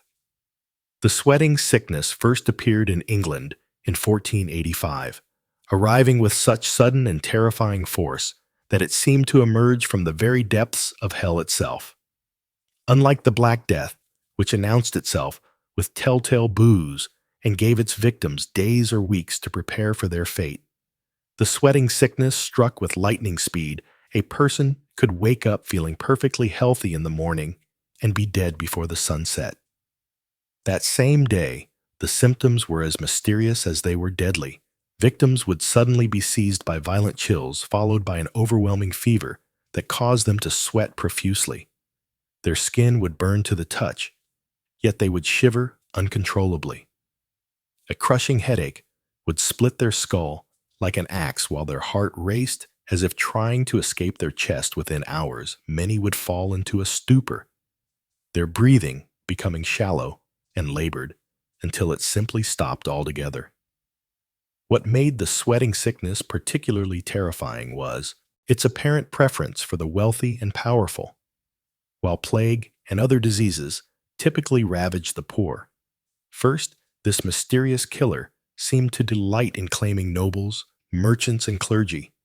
It was as if death itself had developed a taste for fine living and sought out those who dwelt in comfortable chambers rather than drafty hovels. The court of Henry VIII lived in constant terror during the outbreaks. Nobles would flee London at the first whisper of the disease, abandoning their estates and retreating to remote castles in the countryside. But the sweating sickness seemed to follow them wherever they went. Appearing in manor houses and monasteries with equal ferocity, some believed it was divine punishment for the sins of the wealthy, while others whispered that it was carried on the wind itself, making no place truly safe. Arthur Tuda, the eldest son of Henry VIII and heir to the English throne, fell victim to the sweating sickness in 1502. The young prince had recently married Catherine of Aragon in a union designed to strengthen ties between England and Spain. But within months of his wedding, Arthur was struck down by the mysterious disease at Lello Castle, despite having access to the finest physicians in the realm. He died within days, leaving his younger brother Henry to inherit the throne that would make him Henry VIII. The physicians of the time were utterly baffled by the sweating sickness. Their traditional remedies of bloodletting purging and herbal concoctions proved useless against this swift killer. Some doctors theorized that it was caused by corrupted air. Others blamed an excess of hot humors in the blood.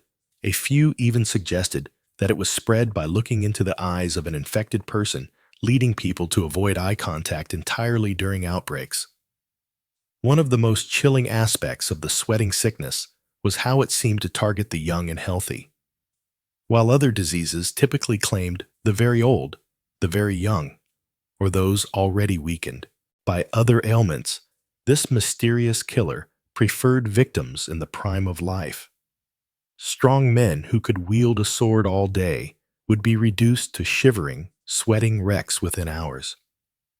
Beautiful young women who had danced at court the night before would be found dead in their beds by morning. The social disruption caused by the sweating sickness was immense during outbreaks. Entire cities would empty as people fled to the countryside, markets closed, courts suspended their sessions, and even churches locked their doors. The disease seemed to spread wherever people gathered, making normal social and economic life impossible. Trade ground to a halt as merchants refused to enter infected areas, and food shortages became common as farmers abandoned their fields. Thomas More, the great humanist and future saint, described the terror of living through a sweating sickness. Outbreak, in vivid detail, he wrote, of how neighbors would cross the street to avoid each other, how families would barricade themselves in their homes for weeks at a time, and how the sound of church bells tolling for the dead became so constant that authorities ordered them silenced to prevent panic. The disease struck England 5 more times over the next 70 years, each outbreak claiming thousands of lives and sending shockwaves through society. The final outbreak occurred in 1551, after which the sweating sickness mysteriously vanished as suddenly as it had appeared, never to return. To this day, historians and medical experts debate what the sweating sickness actually was, with theories ranging from an early form of influenza to a unique viral infection that somehow burned itself out. But the sweating sickness was just one of many mysterious killers that haunted medieval Europe. Dancing mania, also known as St. Vitus's dance, was another bizarre affliction that would periodically seize entire communities. Victims would begin dancing uncontrollably, sometimes for days or even weeks, until they collapsed from exhaustion. Some died from heart failure or stroke brought on by the relentless movement, while others sustained serious injuries from their frenzy. Gyrations, the first recorded outbreak of dancing mania, occurred in Aachen in 1374, where hundreds of people suddenly began dancing in the streets. The affliction spread rapidly to other cities along the Rhine, creating a bizarre spectacle of mass hysteria. Witnesses described how the dancers would leap and spin with wild abandon, their faces contorted in expressions of both ecstasy and agony. They seemed unable to stop themselves, as if possessed by some demonic force that compelled them to dance until their bodies gave out. The most famous outbreak occurred in Strasbourg in 1518, when a woman named Frau Tropha began dancing alone in the street. Within a week, dozens of others had joined her, and within a month, the number of dancers had swollen to around 400. The local authorities, believing that the afflicted could only be cured by more dancing, hired musicians and built a stage to encourage the frenzied movement. This decision proved disastrous, as the epidemic only grew worse, with reports of people dying from heart attacks, strokes, and sheer exhaustion. Medieval physicians were as baffled by dancing mania as they were by the sweating sickness. Some blamed it on hot blood, others on supernatural possession. The Church declared it a punishment for sin and prescribed prayer and pilgrimage as cures. Some communities tried to break the spell by playing different types of music, believing that certain melodies could counteract whatever force was compelling the dancers. Others resorted to physical restraint, tying down the afflicted until the urge to dance passed. Modern medical experts believe that dancing mania was likely a form of mass psychogenic illness, brought on by the extreme stress and hardship of medieval life. The constant threat of disease, famine, and war created a powder keg of psychological tension that occasionally exploded into these bizarre episodes of collective behavior. The dancing may have served as a form of release, allowing people to express their fears and frustrations in a socially acceptable way, even if that expression took a dangerous and ultimately destructive form. Another mysterious affliction that plagued medieval Europe was the English sweats, a different disease entirely from the sweating sickness. Despite the similar name, this illness was characterized by severe joint pain, fever, and a distinctive rash that would spread across the victim's body like wildfire. Unlike many medieval diseases, the English sweat seemed to affect all social classes, equally striking down peasants and nobles with equal ferocity. The most terrifying aspect of the English sweats was how it could transform healthy individuals into twisted, pain-racked shadows of their former selves. Victims would develop severe arthritis-like symptoms, their joints swelling to grotesque proportions and becoming so painful that even the slightest movement was agony. The rash that accompanied the disease was said to be so intense that it felt like being burned alive from the inside out. King Henry V himself was struck down by what many historians believe was the English sweats in 1453. The young king, who had been governing England with reasonable success despite his youth, suddenly fell into a catatonic state that lasted for over a year. During this time, he was completely unresponsive, unable to speak, move, or even recognize his own wife and infant son. The illness effectively ended his active reign and contributed to the political instability that would eventually erupt into the Wars of the Roses. These mysterious diseases were made all the more terrifying by medieval medicine's complete inability to understand or treat them. Physicians of the time operated under the theory of the four humors, believing that all illness was caused by an imbalance of blood, phlegm, yellow bile, and black bile in the body. Their treatments typically involved bloodletting, purging, and the administration of various herbal concoctions, none of which had any real effect on these bizarre afflictions. The helplessness of medieval medicine in the face of these diseases cannot be overstated when the sweating sickness struck. Even the most learned physicians could do nothing but watch their patients die when dancing. Mania seized a community. Doctors were reduced to wild speculation about supernatural causes. When the English sweats transformed a healthy young king into a mindless shell, the royal physicians could only stand by in bewildered horror. This medical helplessness had profound psychological effects on medieval society.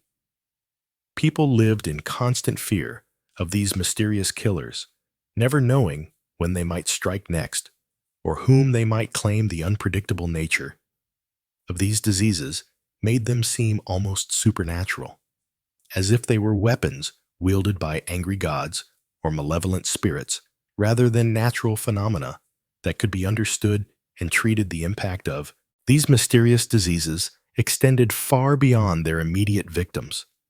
Families were torn apart as healthy relatives fled from infected loved ones. Communities were paralyzed by fear and superstition. Economic life ground to a halt during outbreaks as people refused to leave their homes or conduct business with outsiders. The very fabric of medieval society was repeatedly torn and rewoven by these invisible killers. Religious authorities struggled to provide explanations for these inexplicable afflictions. Some clergy declared them to be punishments for collective sin, while others saw them as tests of faith sent by a loving but stern God. Pilgrimages to holy sites increased dramatically during outbreaks as people desperately sought divine intervention. Special masses were held, relics were paraded through the streets, and prayers were offered continuously in hopes of appeasing whatever divine wrath had been unleashed. The psychological trauma inflicted by these diseases was perhaps as devastating as their physical effects. Survivors often struggled with what we would now recognize as post-traumatic stress disorder, haunted by memories of watching loved ones die in agony, while being powerless to help communities that had been struck by these mysterious afflictions. Often developed elaborate rituals and superstitions designed to prevent their return, even though no one truly understood what had caused them in the first place. Perhaps most tragically, these mysterious diseases often struck just as communities were beginning to recover from other disasters. A village that had survived a plague outbreak might be devastated by dancing mania. A noble family that had weathered political upheaval might be wiped out by the sweating sickness. The cumulative effect was to keep medieval society in a state of constant vulnerability, never allowing people to feel truly secure or safe. The legacy of these mysterious diseases extended far beyond the medieval period. The memory of the sweating sickness lingered in English consciousness for centuries, influencing how people thought about disease and contagion. The fear of sudden, inexplicable illness shaped medical practice and public health policy well into the modern era. Even today, when new diseases emerge, there are echoes of the terror that medieval people felt when confronted with these incomprehensible killers. As we reflect on these mysterious medieval diseases, we are reminded of how fragile human life truly is and how much we owe to the advances in medical science that protect us today. The physicians who struggled helplessly against the sweating sickness and dancing mania were not incompetent or ignorant. They were simply operating with the limited knowledge and tools available to them. Their dedication to their patients, even in the face of diseases they could not understand or treat, represents one of the more admirable aspects of medieval medicine. Yet these mysterious killers also reveal something profound about the human spirit. Despite living under the constant threat of inexplicable death, medieval people continued to build, create love and hope. They married and had children. Knowing those children might be claimed by forces beyond their understanding, they invested in the future, even when the present seemed so uncertain. In their courage to continue living fully in the face of such uncertainty, we find inspiration for our own struggles against the unknown. Challenges that await us. The story of these mysterious medieval diseases is ultimately a testament to both human vulnerability and human resilience. They remind us that, for all our modern medical advances, we are still engaged in an ongoing battle against forces that seek to cut short our time on this earth. But they also show us that even in the darkest of times, when death stalks the land like a hungry wolf, the human spirit refuses to be completely extinguished in that refusal, in that stubborn determination to keep living and loving. Despite everything, we find one of the most beautiful and inspiring aspects of our shared human story. Here's part 8 of the deadliest diseases in medieval history. Script as dawn broke over the medieval world, another scourge began to manifest itself across the landscape, one that would prove just as devastating as any plague or pestilence. While the Black Death had ravaged bodies with its bubonic fury, this new enemy attacked the very foundations of society itself through a different kind of contagion, the disease of social division and the pestilence of power had begun to spread through every level of medieval civilization, creating wounds that would fester for generations to come. The rigid caste system that governed medieval life had become a breeding ground for its own particular strain of suffering, like a virulent pathogen. Inequality spread through communities, infecting relationships between lord and serf clergy and laity rich and poor. This social sickness manifested in ways that were often more cruel than any physical malady. While a fever might claim a life in days, the disease of subjugation could torture souls for entire lifetimes, consider the plight of a typical serf family bound to their lord's land, as surely as if they had been chained there. Unlike the swift devastation of plague, their suffering was a slow, grinding affliction that passed from parent to child like a hereditary curse. They could not flee their circumstances as one might flee a plague-ridden city. Their very existence was defined by a social pathology that deemed them less than human, mere tools to be used and discarded at their master's whim. The symptoms of this social disease were everywhere to be seen. Malnutrition ravaged the peasant classes, not because food was unavailable, but because the fruits of their own labor were systematically extracted by their betters. Children grew stunted not from lack of care, but from a system that viewed their potential as property to be exploited. Women suffered under multiple layers of oppression, their bodies and lives controlled by fathers, husbands, and lords in an endless hierarchy of domination. This social contagion proved remarkably resistant to treatment. Unlike physical diseases that might burn themselves out or succumb to crude medieval remedies, the illness of inequality seemed to strengthen with each passing generation. The very institutions that might have provided cure, the church, the law, the nobility itself, had become infected, carriers of the disease, spreading it even as they claimed to offer salvation. The church, despite its teachings of universal brotherhood and divine love, had become perhaps the most virulent spreader of social pestilence. Priests preached that poverty was a blessing, while they themselves lived in luxury. They taught that suffering in this world would be rewarded in the next, effectively inoculating the oppressed against any desire to seek justice in their current lives. The ecclesiastical hierarchy mirrored and reinforced the secular order, creating a double infection that proved nearly impossible to cure. Yet perhaps nowhere was this social pathology more evident than in the treatment of those already afflicted by physical disease. Lepers, cast out from society and forced to announce their presence with bells and clappers, suffered not just from their physical condition, but from a social death that preceded their biological one. They became living symbols of how medieval society treated those it deemed unworthy, creating a template for exclusion that would be applied to countless other groups deemed dangerous or undesirable. The mentally ill faced similar social death sentences viewed as possessed by demons or cursed by God. They were often chained, beaten, or simply abandoned to die. Their conditions, which we now understand as treatable illnesses, were interpreted through the lens of a society that saw suffering as either divine punishment or demonic influence.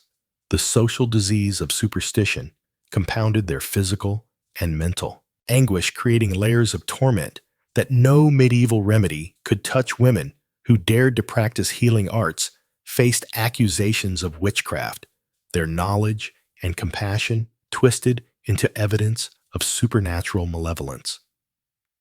The social contagion of misogyny infected even the pursuit of medical knowledge, ensuring that half the population's wisdom and insight would be systematically suppressed and often violently eliminated. Thousands of women who might have advanced medical understanding instead found themselves burning at stakes, their expertise consumed by the flames of ignorance and fear.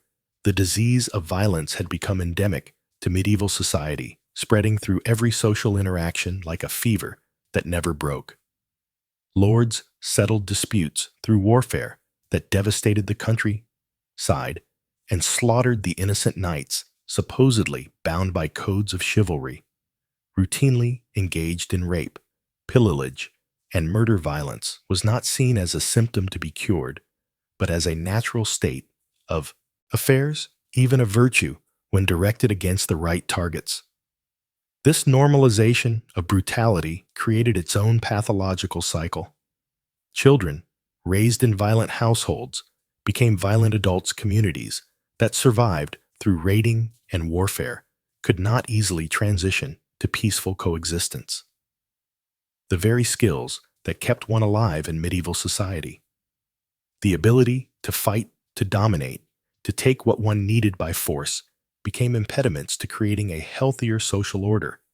Economic systems had developed their own disease characteristics, creating artificial scarcities that enriched the few while impoverishing the many. The concentration of land ownership in the hands of a tiny elite meant that vast populations lived perpetually on the edge of starvation, not because the earth could not support them, but because human greed had infected the distribution of resources. This economic pathology proved remarkably persistent, creating famines in times of plenty and ensuring that even good harvests brought little relief to those who worked the fields. Trade networks, while bringing new goods and ideas, also served as vectors for social diseases. The pursuit of profit often trumped human welfare, leading to the exploitation of distant populations and the spread of slavery and indentured servitude. Merchants might bring spices and silks from foreign lands, but they also brought new forms of exploitation and new justifications for treating certain groups as less than human. The legal systems of medieval Europe had themselves become infected with the diseases they were meant to cure. Justice was not blind, but rather selectively sighted, seeing clearly when the poor transgressed, but growing mysteriously dim when the wealthy and powerful committed crimes. Courts that should have protected the innocent instead became instruments of oppression, legitimizing theft, murder, and exploitation when committed by those with sufficient social standing. Trial by ordeal and trial by combat represented the complete surrender of justice to superstition and violence, rather than seeking truth through investigation and evidence. Medieval legal systems often relied on divine intervention or brute force to determine guilt or innocence. This judicial pathology ensured that outcomes reflected power dynamics rather than actual justice, perpetuating the very inequalities that generated crime and conflict in the first place. The educational systems, such as they were, had been thoroughly infected with social disease. Literacy was hoarded by the elite, like a precious medicine kept from the masses who might use knowledge to question their circumstances. The church controlled most learning, ensuring that education served to reinforce existing power structures rather than challenge them. Libraries were locked away in monasteries, their contents available only to those who had already sworn allegiance to the established order. This deliberate cultivation of ignorance among the general population served as a form of intellectual epidemic, keeping people in darkness about alternatives to their current suffering. Folk knowledge and traditional wisdom were systematically suppressed or demonized, leaving communities vulnerable to both physical and social diseases that might have been prevented or cured through broader access to information and learning. The very concept of childhood had been infected with adult pathologies. Children were viewed as miniature adults, expected to work and fight and suffer without the protection that their developmental needs required.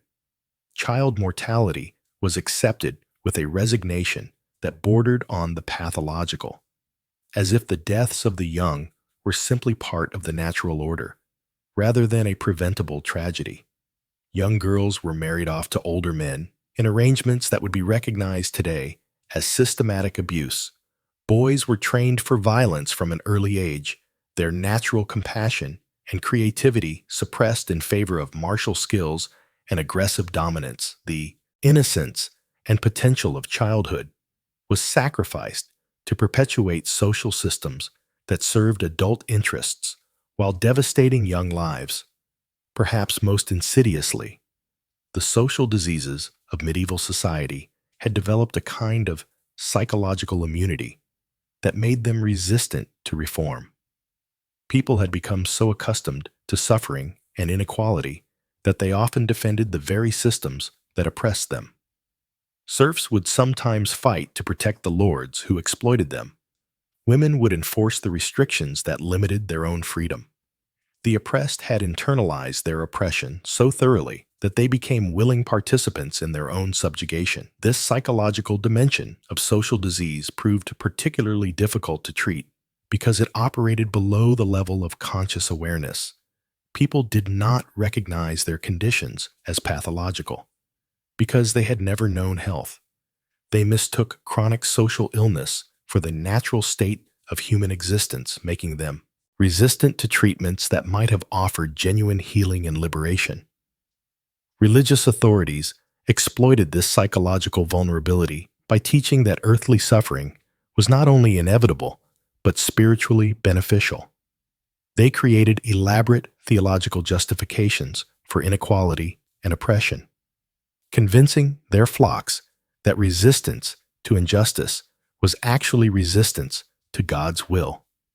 This spiritual infection proved particularly virulent because it attacked people's deepest hopes and fears, turning their faith into an instrument of their own oppression. The merchant classes, emerging as a new social force during the later medieval period, brought their own pathologies to an already diseased society. Their pursuit of profit often came at the expense of traditional community bonds and mutual obligations. They introduced new forms of exploitation based on debt and contract rather than feudal obligation, creating different but equally oppressive relationships between rich and poor. Urban centers growing around commercial activity became breeding grounds for new social diseases. Overcrowding, pollution, and crime flourished in these early cities while traditional support networks broke down under the pressure of rapid change. The anonymity of city life allowed for new forms of exploitation while undermining the community bonds that had provided some protection for the vulnerable in rural settings. Even attempts at reform often carried the seeds of new social diseases. Crusading movements, while ostensibly religious in nature, became vehicles for violence, greed, and cultural destruction. Efforts to purify the church led to increased persecution of minorities and debtors. Programs meant to help the poor often reinforced their dependency and powerlessness. The social diseases of medieval society proved remarkably adaptable, mutating to survive new conditions and infecting even well-intentioned efforts at improvement. Like biological pathogens, they developed resistance to treatments and found new hosts when old ones became inhospitable. This adaptability ensured their persistence across centuries and their transmission to subsequent generations. Yet, even in this landscape of social pathology, there were signs of health and resistance. Communities sometimes came together to protect their most vulnerable members. Individuals occasionally transcended their circumstances to create beauty, knowledge, or compassion that enriched human experience. Reform movements, however flawed, kept alive the possibility that society could be healed of its diseases. The very persistence of hope in the face of overwhelming social sickness testified to something indomitable in the human spirit. People continued to love their children, care for their neighbors, and dream of better worlds even when all evidence suggested that such dreams were futile. This stubborn optimism served as a kind of social antibiotic, preventing the complete triumph of despair and keeping alive the possibility of eventual healing. Women, despite systematic oppression, found ways to preserve and transmit knowledge, particularly in areas of healing and midwifery. Their informal networks served as alternative channels of communication and support, creating spaces where different values and practices could survive. Their resilience in the face of multiple forms of oppression provided a model for resistance that would inspire future generations. Religious mystics and reformers, working within and against established church structures, kept alive visions of justice and equality that challenged prevailing orthodoxies. Their writings and teachings often suppressed or marginalized in their own time, planted seeds that would eventually grow into more comprehensive challenges to social disease, even the emergence of new social classes and economic arrangements. However, problematic, created cracks in the rigid hierarchies that had defined medieval society. Merchants, artisans, and professionals developed their own interests and perspectives that did not always align with traditional elite values. These emerging groups would eventually provide the social base for more systematic challenges to medieval pathologies.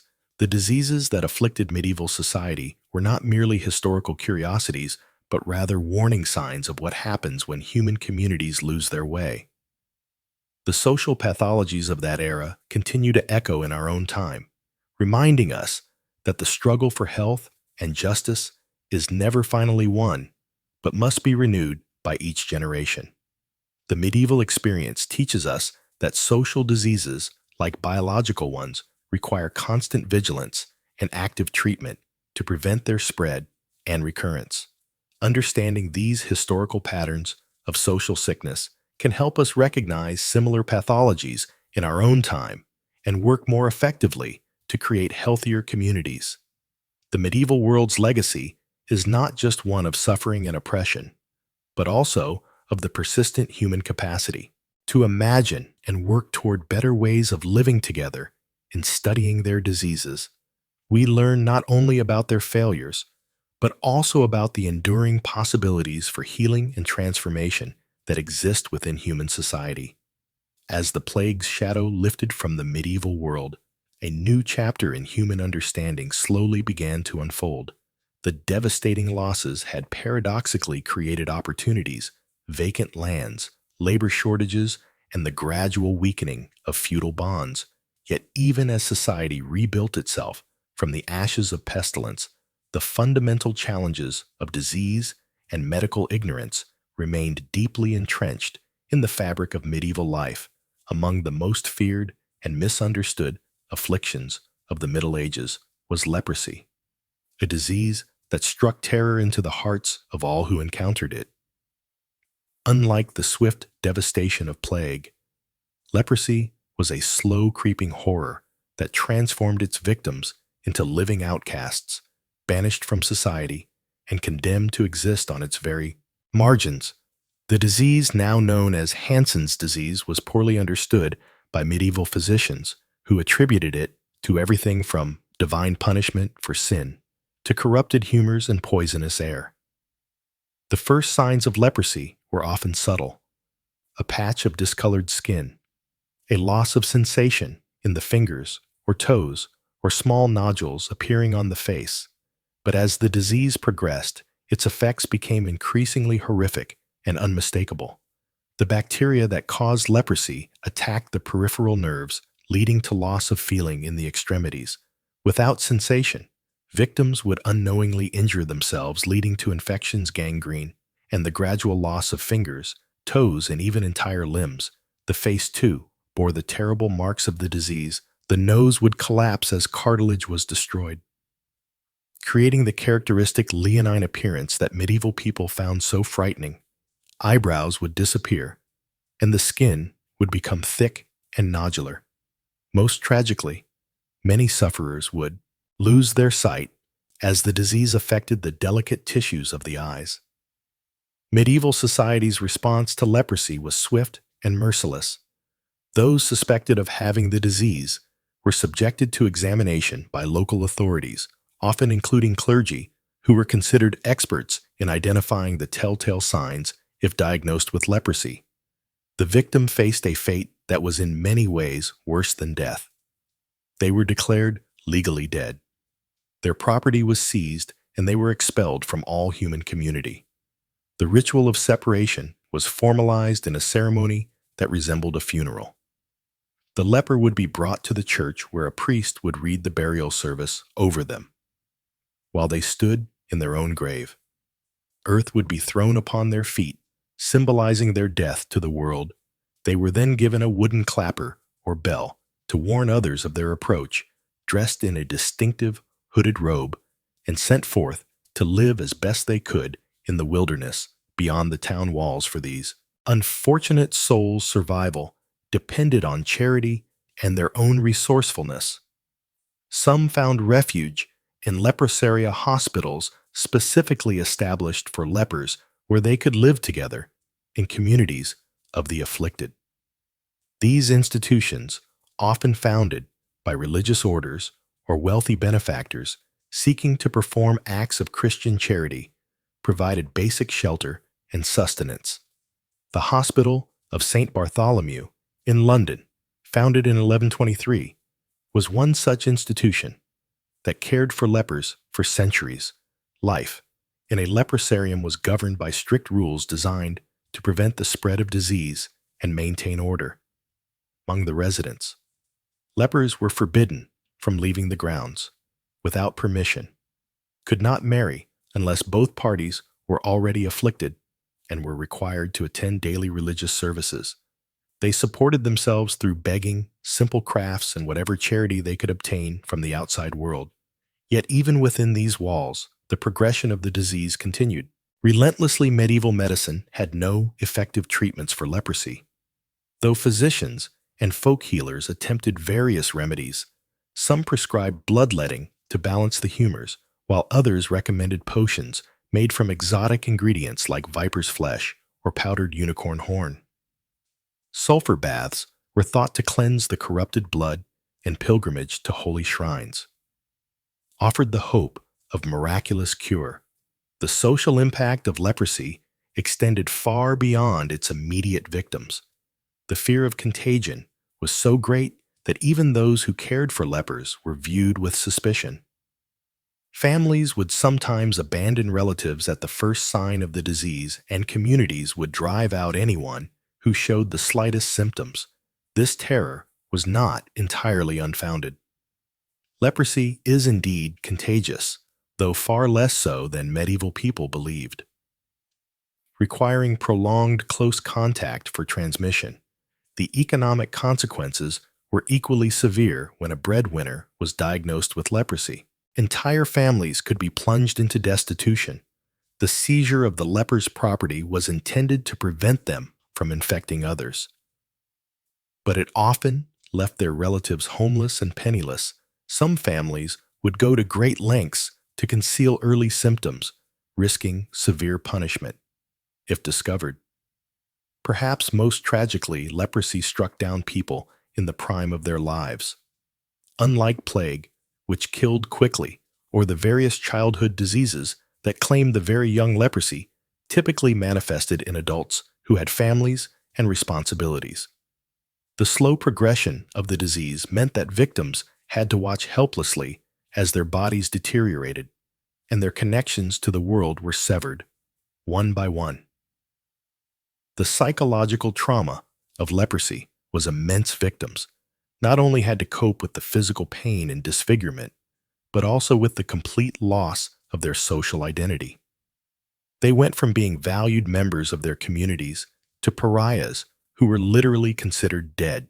To the world, many fell into deep despair, while others found solace in religious devotion, viewing their suffering as a form of martyrdom that would ensure their salvation.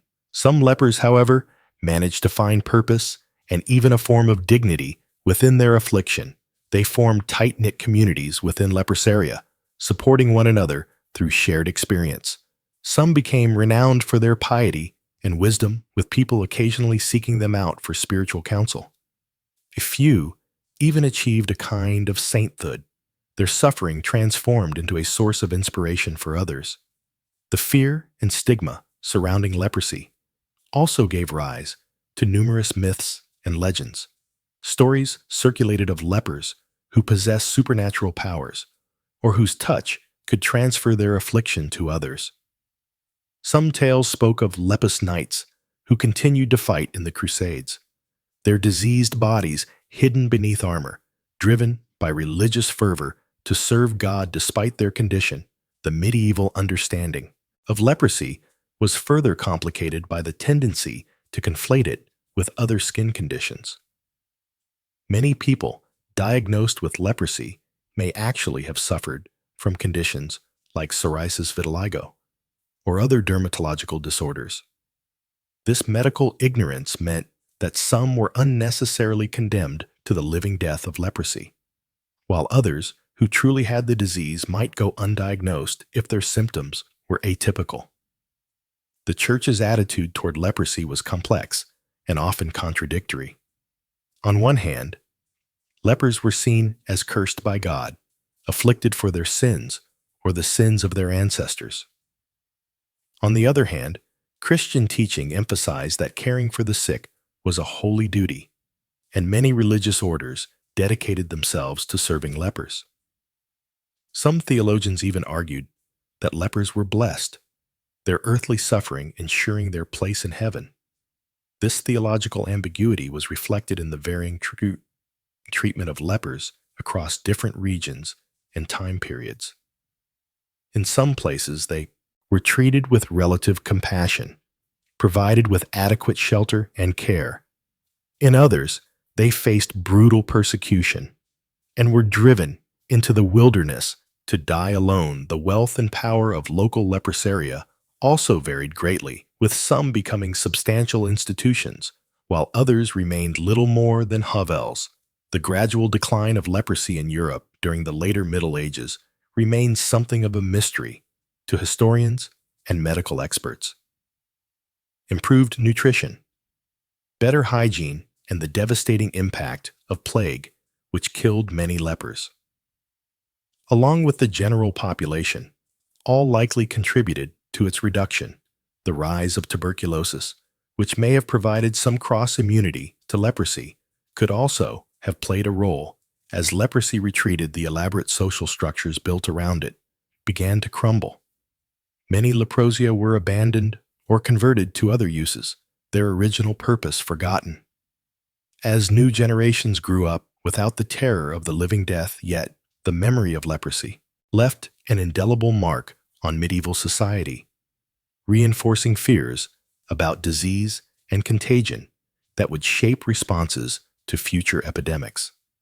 The legacy of medieval leprosy extends beyond its immediate impact on those who suffered from it.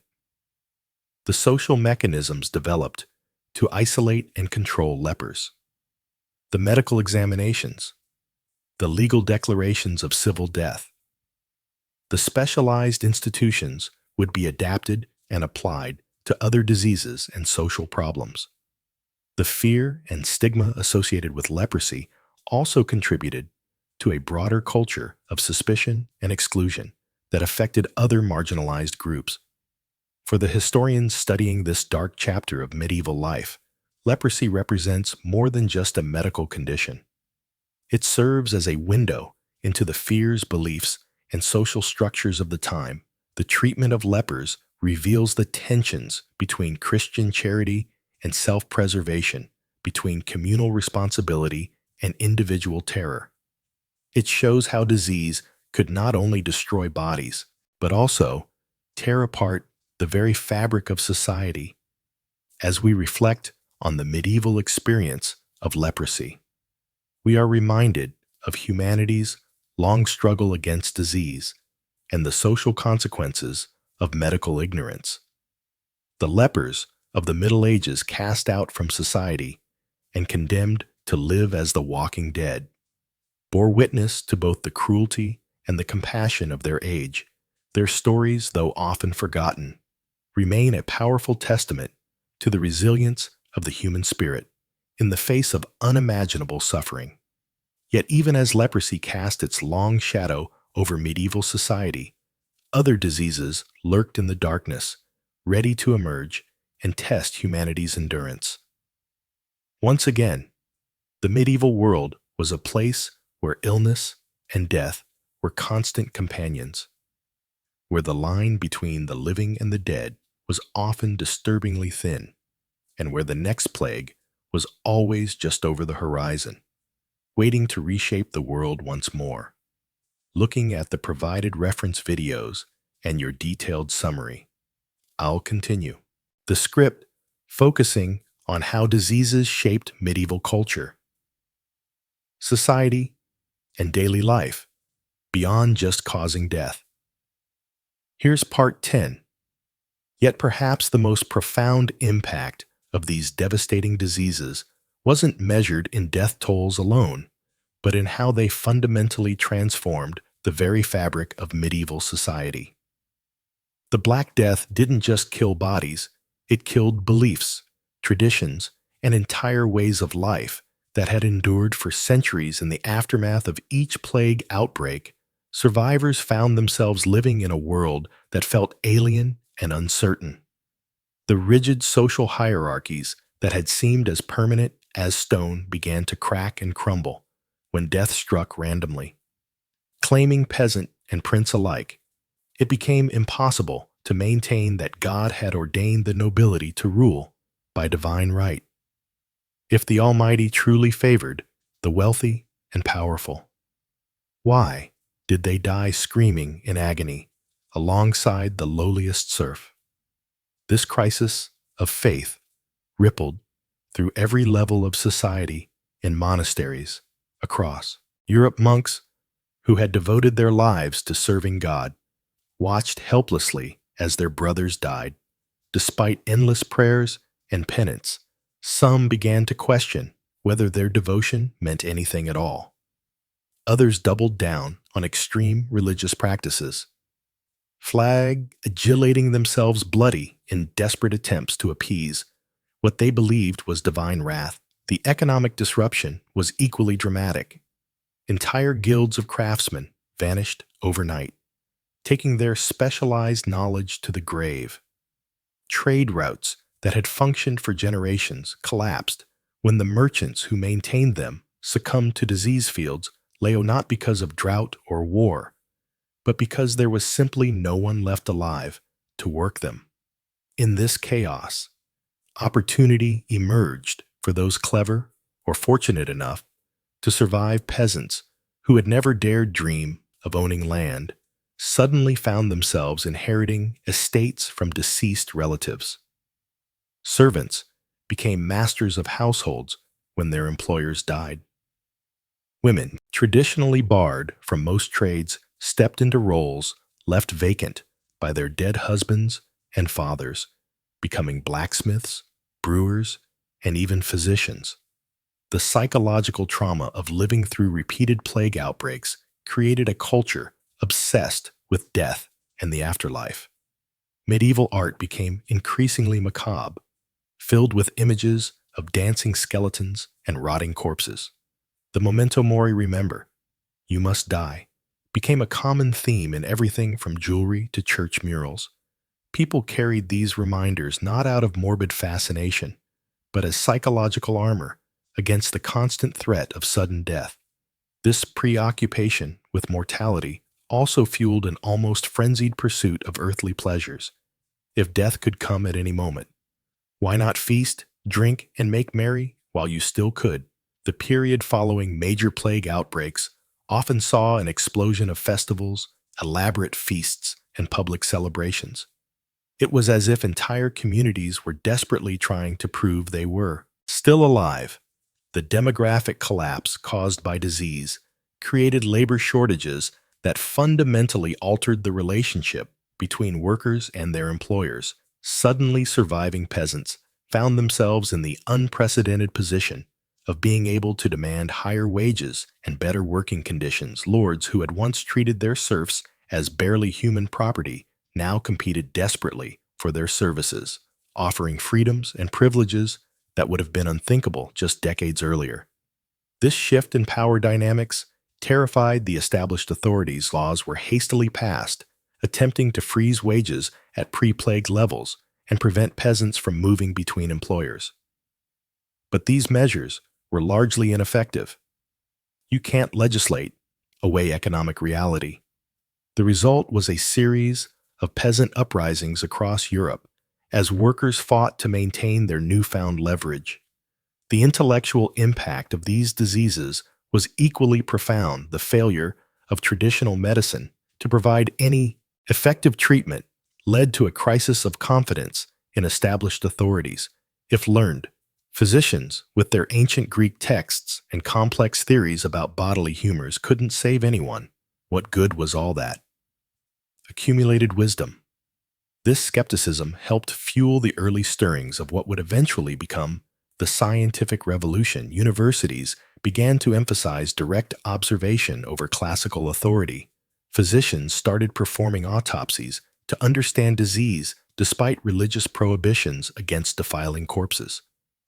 The very foundations of medieval scholarship.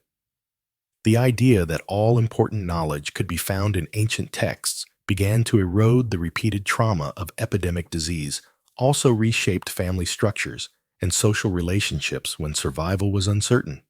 People formed deeper, more intense bonds with those around them. Community, solidarity became a survival strategy. Neighbors who might have feuded over property boundaries instead worked together to care for orphan children and maintain essential services. Yet these same diseases could tear communities apart just as easily.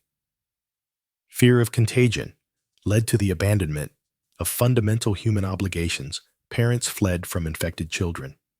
Priests refused last rites to dying parishioners.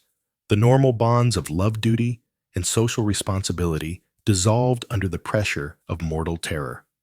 Perhaps nowhere was this transformation more visible than in the treatment of marginalized groups. Jews already subject to persecution became convenient scapegoats for inexplicable suffering. Entire Jewish communities were massacred by mobs, convinced that poisoned wells or demonic conspiracies had caused the plague. Lepers, beggars, and foreigners faced similar persecution, as people desperately sought someone to blame for their misfortune.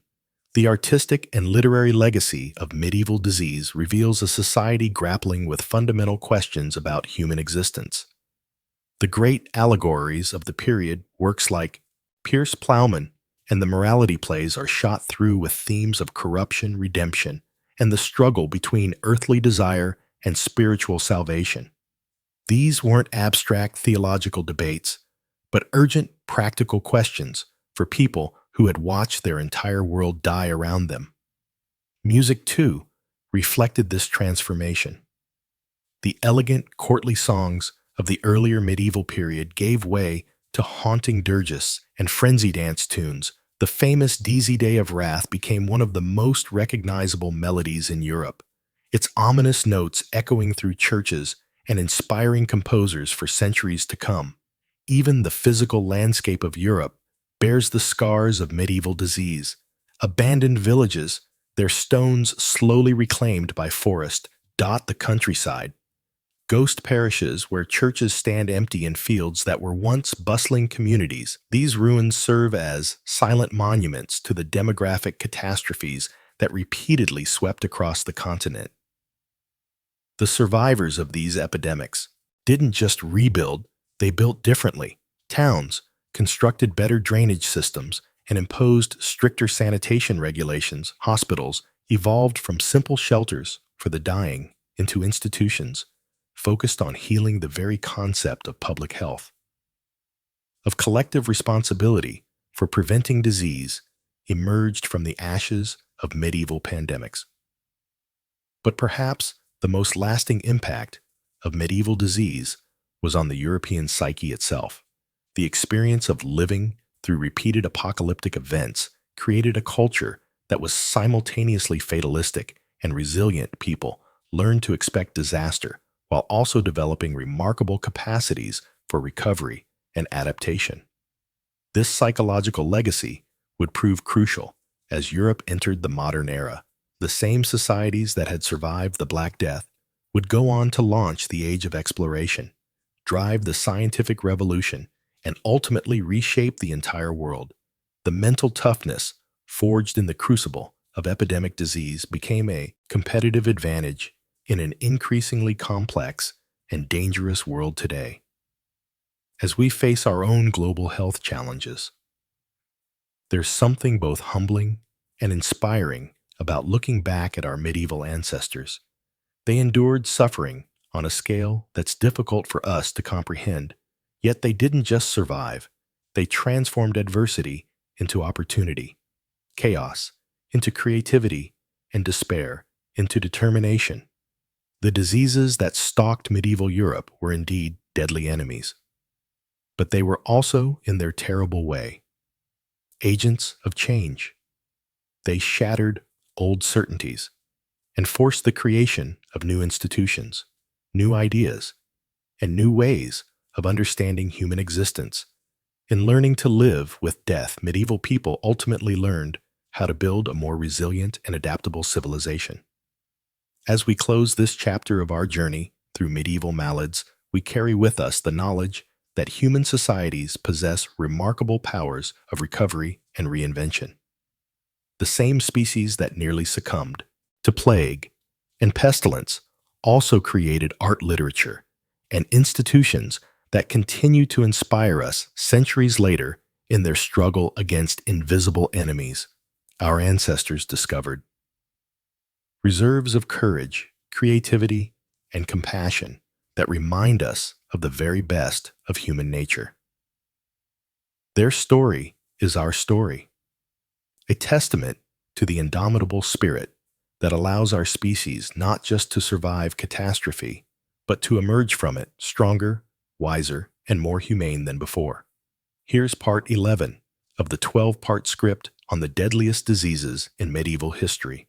As we approach the end of our journey through medieval Europe's darkest medical chapters, we must confront perhaps the most chilling aspect of these deadly diseases, their role as harbingers of social collapse and transformation. The diseases we've examined didn't merely kill.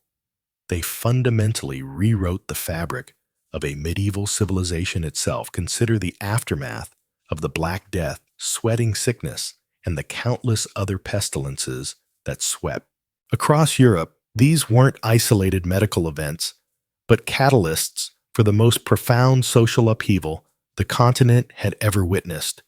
When a third of the population vanished in a matter of years, the very foundations of feudalism began to crumble like ancient stone. The rigid social hierarchy that had defined medieval life for centuries suddenly found itself on unstable ground. Peasants who had once been bound to the land discovered their labor was now precious, scarce, and valuable. Lords who had commanded absolute authority over their serfs watched helplessly as their workforce disappeared into mass graves or fled to seek better opportunities. Elsewhere in England, the immediate aftermath of the Black Death saw wages double, even triple. In some regions, surviving peasants could suddenly demand not just higher pay, but better food, improved living conditions, and freedoms their ancestors could never have imagined. The Statute of Laborers passed in 1351 desperately attempted to freeze wages at pre-plague levels, but it was like trying to hold back the tide with bare hands. The psychological impact was equally profound. Medieval Europeans had lived their entire lives believing in a divinely ordained social order where everyone knew their place. God had supposedly arranged society with kings at the top and peasants at the bottom, and to question this arrangement was to question God himself. But when the plague struck down, noble and peasant with equal ferocity, when bishops died as readily as beggars, that entire worldview began to fracture. The dance of death, or dance macabre, emerged as a powerful artistic movement. During this period, these haunting depictions showed skeletons leading people from all walks of life. Popes, kings, merchants, farmers, in a final dance toward the grave. The message was unmistakable. Death recognizes no earthly distinctions. This was revolutionary thinking for its time, suggesting that perhaps the social order wasn't as divinely sanctioned as people had been taught to believe. But the diseases did more than challenge social hierarchies. They transformed the very relationship between the living and the dead. Medieval people had always been familiar with death, but the scale of mortality during plague years created an entirely new relationship with mortality. Mass graves became commonplace. Traditional burial rites, so important to medieval Christianity, became impossible to maintain when hundreds died daily. The memento mori tradition gained unprecedented popularity during this period. Remember, You must die wasn't just a philosophical reminder, but a daily reality. Skulls appeared in artwork, jewelry, and architecture with increasing frequency. Books of ours began featuring more elaborate depictions of death and judgment. The medieval mind became obsessed with preparation for death in ways that would have seemed extreme to earlier generations. This preoccupation with mortality had profound theological implications. If God was allowing such unprecedented suffering, what did that say about divine justice? Some turned to extreme religious devotion, joining flagrant movements that practice public torture as penance for humanity's sins. Others began to question church authority altogether, noting that priests died just as readily as anyone else, and that their prayers seemed powerless against the plague. The economic transformations were equally dramatic.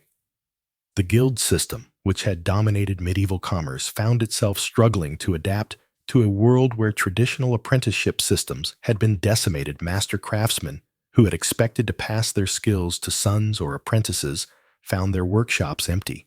Knowledge that had been carefully guarded within family lines for generations was lost forever. Trade routes that had connected medieval Europe to the wider world became vectors of death.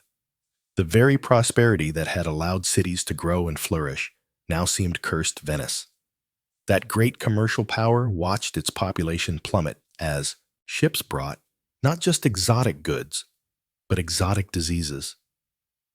The Silk Road, once a symbol of human achievement in connecting distant civilizations, became known as a highway of death. Yet, from this devastation emerged new forms of social organization. The traditional manor system, already showing signs of strain, accelerated its transformation into more modern forms of agriculture. Money increasingly replaced labor services. Peasants, who had once been tied to the land by law and custom, found themselves free to move to seek better opportunities to negotiate their own terms of employment. The rise of the middle class, which would eventually reshape European society, was directly accelerated by these demographic catastrophes. With traditional elites depleted and labor scarce, opportunities arose for ambitious individuals to accumulate wealth and status in ways that would have been impossible under the old system. Merchants who survived the plagues often found themselves in positions of unprecedented influence. Women's roles, too, began to shift in subtle but significant ways. When male heads of households died, women often found themselves managing businesses, properties, and estates they would never have controlled under normal circumstances. Some historians argue that the late medieval period saw a temporary expansion of women's economic roles that wouldn't be matched again for centuries. The medical profession itself underwent fundamental changes. The failure of traditional treatments and the obvious helplessness of trained physicians in the face of epidemic diseases led to a crisis of confidence in established medical authority. Folk healers, wise women, and empirical approaches to medicine gained credibility. As formal medical training proved inadequate, new hospitals began to emphasize isolation and quarantine rather than just spiritual care. The concept of public health, the idea that government had a responsibility to protect the population from disease, began to emerge from these medieval experiments in disease control.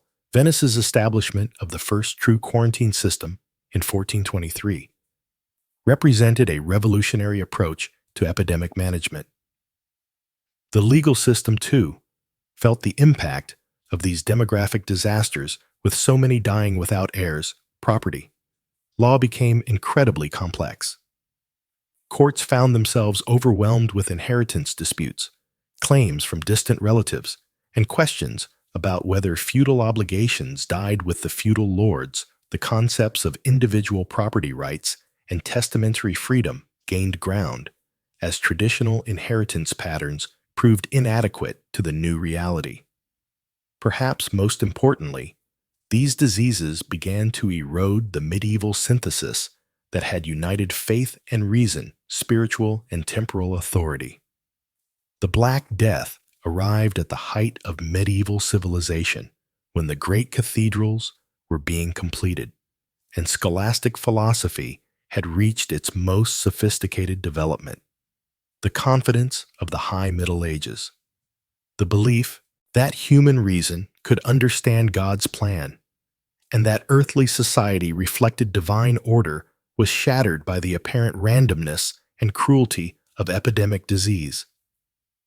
This crisis of confidence would eventually contribute to both the Renaissance and the Reformation. If the old certainties could be swept away by invisible pestilence, perhaps other certainties deserved questioning too. The humanistic emphasis on individual experience and empirical observation that characterized the Renaissance can be traced in part to the medieval experience of disease and social collapse. The Protestant Reformation's challenge to church authority similarly drew strength from the obvious failure of traditional religious responses to epidemic disease when prayers, pilgrimages, and relics proved powerless against the plague. Some began to wonder whether the entire medieval religious system might need fundamental reform. As we stand at the threshold of concluding our exploration of medieval Europe's deadliest diseases, we must recognize that we're not simply examining medical history. We're witnessing the birth pangs of the modern world. The diseases that devastated medieval Europe didn't just kill millions, they killed the medieval worldview itself. From the ashes of that devastation arose new ways of thinking about society, authority, individual rights, and humanity's relationship with both nature and the divine. The courage of those who survived these catastrophes, who rebuilt their communities and created new forms of social organization, represents one of history's greatest triumphs of human resilience. They faced challenges that would test any civilization, and not only survived, but laid the groundwork for the modern world we inhabit today. Their legacy reminds us that even in our darkest hours, human creativity and determination can forge new paths forward. The deadliest diseases of medieval times forever changed the course of human civilization, leaving indelible marks on society, culture, and consciousness that echo through the centuries to our modern world. From the catastrophic Black Death that swept away a third of Europe's population to the mysterious sweating sickness that struck without warning. These biological scourges shaped not just mortality rates, but entire worldviews. The medieval period witnessed humanity's struggle against invisible enemies that challenged primitive medical understanding rooted in superstition and humoral theory, while simultaneously driving innovations in public health, quarantine practices, and hospital development.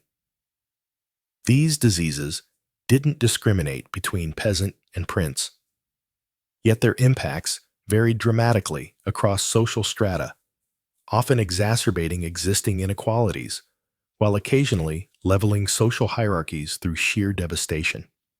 The legacy of medieval pandemics extends far beyond death tolls, influencing art, literature, religious thought, and political structures in ways that fundamentally altered European civilization. The collective trauma of recurring plagues fostered a cultural preoccupation with mortality that permeated everything from cathedral architecture to popular literature, while survivors developed remarkable resilience and adaptive strategies that laid groundwork for modern medical practices. Perhaps most significantly, these diseases served as catalysts for social change, breaking down feudal structures, inspiring religious reforms, and ultimately contributing to the emergence of the Renaissance worldview that would reshape humanity's relationship with both science and spirituality. As we conclude this exploration of medieval Europe's deadliest diseases, we're reminded that these ancient scourges offer profound lessons for our contemporary world, where global pandemics continue to test human resilience and adaptability. The medieval experience with disease demonstrates both the fragility and remarkable durability of human societies, showing how communities can endure unimaginable suffering. Hello. Emerging transformed, often stronger and more innovative than before. In studying these historical pandemics, we gain not only scientific knowledge, but also insight into the enduring human capacity for survival, adaptation, and renewal in the face of existential threats that seem insurmountable.